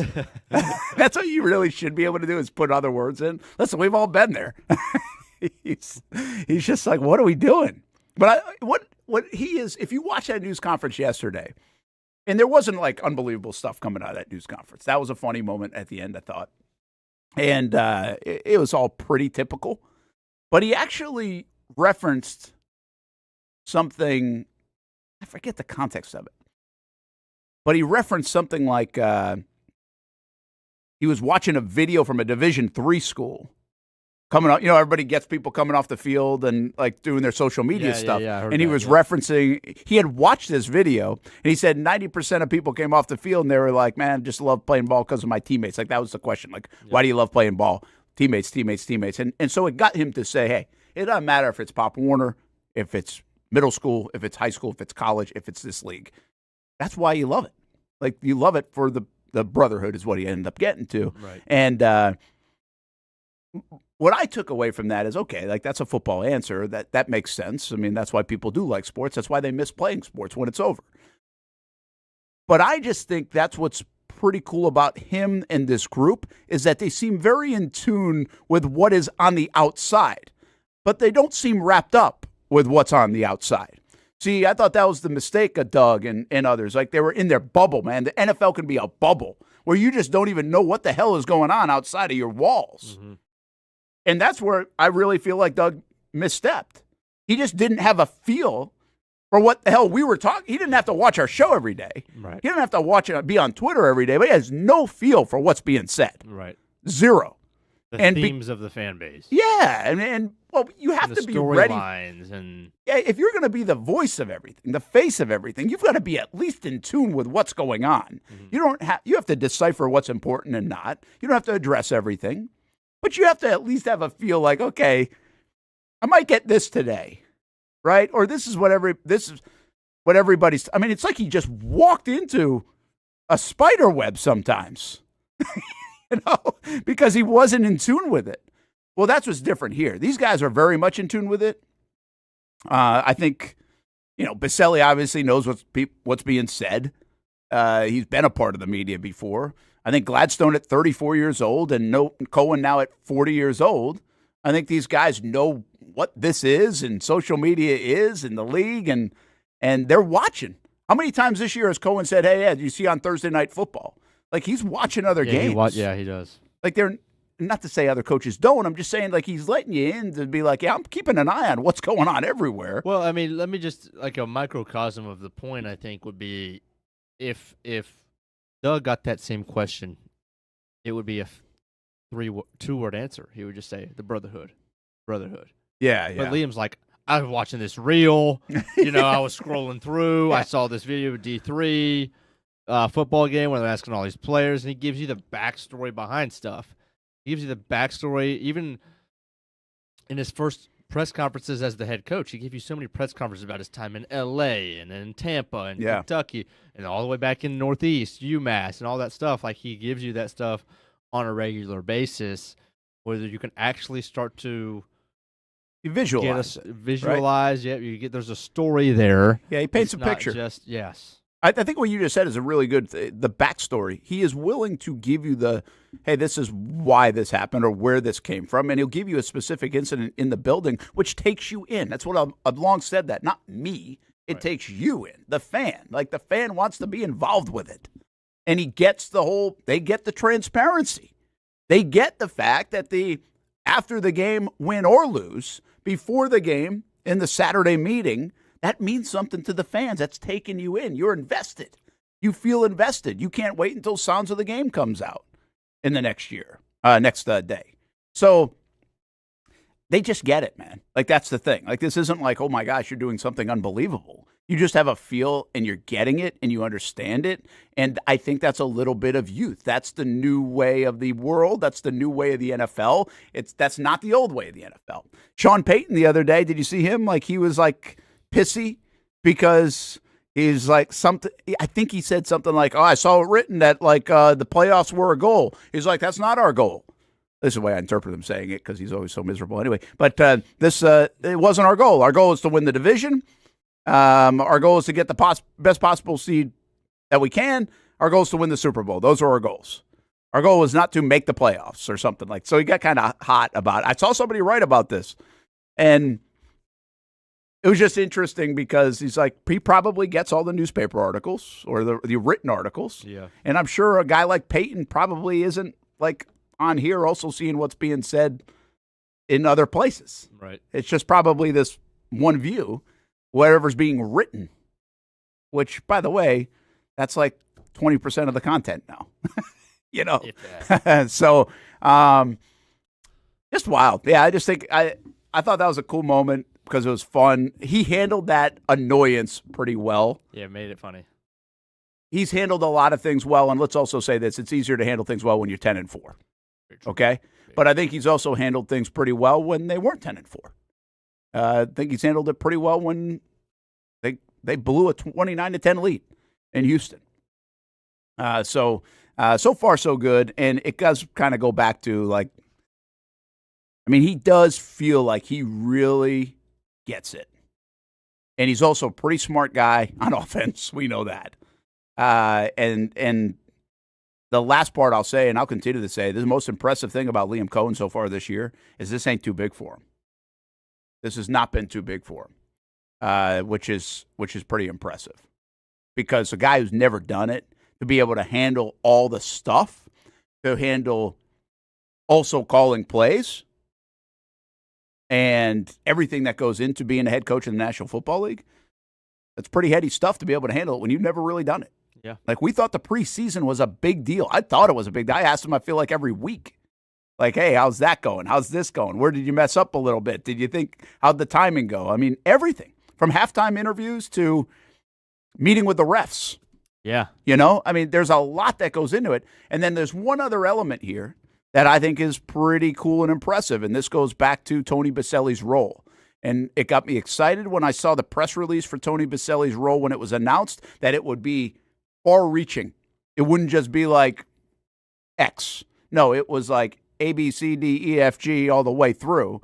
I'm going to help out in all these different areas. If you ask Tony Baselli right now, tomorrow, what he's doing, he doesn't really know because there's going to be a few things that pop up that he will take off the plate of Liam Coen, which will help the head coach concentrate on what he's got to concentrate on. Mm-hmm. And Baselli can handle some of the other things, whatever that is. I don't have an example, but I'm just saying one of those things. So the way they have set this up, finally, is a very smart way to set it up. Why overload the coach? I don't care if they've been there for a long time or not. Right. But it's specifically, why overload a first-time head coach? And so they have set this up so well, and I think we're seeing the dividends of it. On top of that, you get the alignment and the communication, which are huge things. And somebody asked me that the other day. It's like, why is it working? I said, well, if I could give you 2 words of why I think it's working, it's alignment and transparency, which I would kind of slash with communication, but alignment and transparency. Like, why is it working now and it hasn't worked? That's what I would say. I think you feel that. I think you see that, and you're getting that. And they said they were going to do it, and they're delivering on it. So they've delivered on everything they said. Pretty much. Well, I don't know. I think we'd have to keep a report card of that. I'm not sure. But I feel like you're right in saying that. And I think, again, the wins. That's what's really curious in a way about whatever the hell Colin Saunders was talking about. Because I don't really think the wins are hiding anything. I think we saw this stuff in March, April, May, June, July, August. I think the wins are a product of it. Unless there's something bigger going on that I haven't heard or don't know about. But I think this is all a product of it. And that's why I said you might have a star in Coen, because we had 4 or 5 months of him operating, even when he hit the first game and they won 26-10. It wasn't because of the win 26-10. It was because of the previous 5 months that had built to that. And now we're seeing him in season being able to do the same things. And the Jags certainly look like they've really found it right now inside that building, which is really cool. And that's why they're 10-4, or one of the reasons why they're 10-4. I'll at Bink in a month. We all gonna have to share a big laugh. I can't wait. Yeah. Now I might have to poke around a little bit. But he was interesting from the jump. Because, again, he was really pissy about not playing. Went on Twitter. Some of these comments. Went to the bus. And then it was just surprising that he never really played. And I don't know. He might be in his feelings this year a little bit. You know, he bounced around a little. Now he's the Jets, and they stink. And at least he's playing, but he gets ejected, like all that. It just feels. And then people got after him, as I said earlier in the show. I don't really get that part, but people got after him. So we'll see. Maybe he's right. If he's proven right, we'll find out, I guess, in a month. When the cologne is worn off. That's right. Hey, coming up tonight, or today, right after this, Club 904 with me, O'Brien. That's next. And then 2 o'clock, we've got Talent Talk. So back in here with the University of North Florida Ospreys. We'll visit with Bobby Kennan and Nick Burrow and more. Talking Ospreys, you can go check it out, ospreys.com, all things UNF. But you can watch the show from 2 to 3 today, actionsportsjacks.com, our Action Sports Jacks 24/7 network, social media as well. And on to a Tuesday, and we'll be down there at Jags on Wednesday, of course, for everybody's attention on the Denver Broncos, which in a way feels like a playoff game, kind of like the Colts week, which is wild because the Jags have bridged a couple of what you would say, okay, take care of business games against the Titans and then set up the Colts game. Take care of business against the Jets, sets up this game. Well, they've done it all to set up this big showdown in Denver on Sunday. We'll be talking all about it more tomorrow as we preview that one. Have a good Tuesday, everybody. Thanks for hanging out with us here on the Brent and Austen Show on the Action Sports Jacks 24/7 network.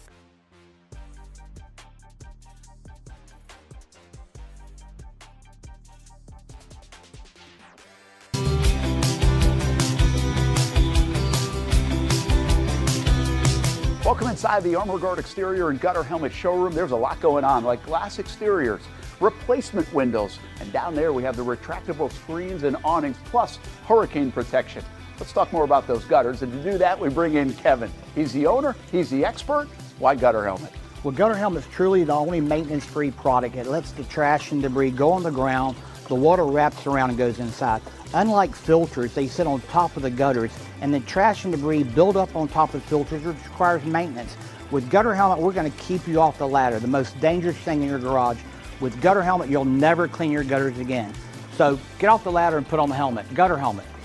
Get a free estimate at gutterhelmetofnorthflorida.com. You can also call 904-762-7779 or visit the showroom on St. John's Bluff Road in Jacksonville.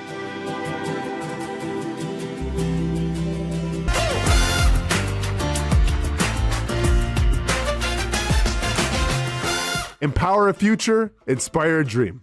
It's a bold but simple mission for the Jacksonville Police Athletic League known as Jags PAL. Help the next generation of kids in Jacksonville shape a brighter future. Their after-school programs, teenage leadership programs. There's community outreach. It's been just an awesome opportunity to be out here with my colleagues and do something good for the community. It's really been an interesting opportunity to just see everybody work together in a way that we don't normally in the office. And there's sports.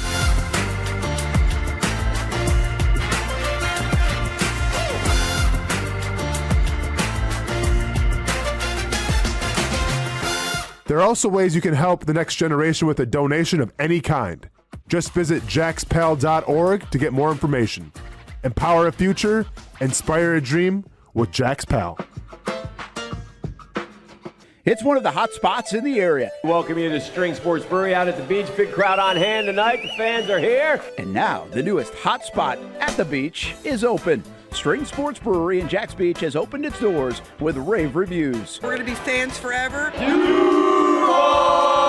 Cozy up to the bar, grab a seat in the sports-themed restaurant, or grab a seat outside and feel that breeze coming off the beach as the weather warms.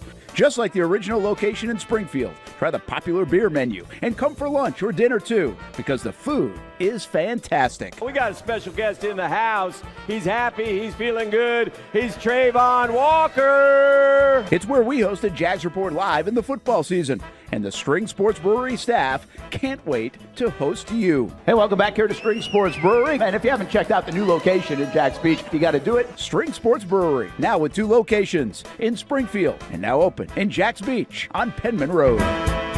Sun's out, suits out. That's right, it's summertime in Florida, which means it's time to say goodbye to bulking season and hello to shredding season. But if you're like me, you're having a hard time sculpting and shaping those final pounds. That is until I came and saw my friends over at Ponte Vedra Vein and Aesthetics. Right now, everyone is hopping on the Evolve X train, and the only destination is finding your perfect summer body. The technology uses electrical muscle stimulation and radio frequency energy to cause your muscles to contract, all while heating up those deep layers of your skin and tissue to produce collagen and reduce fat.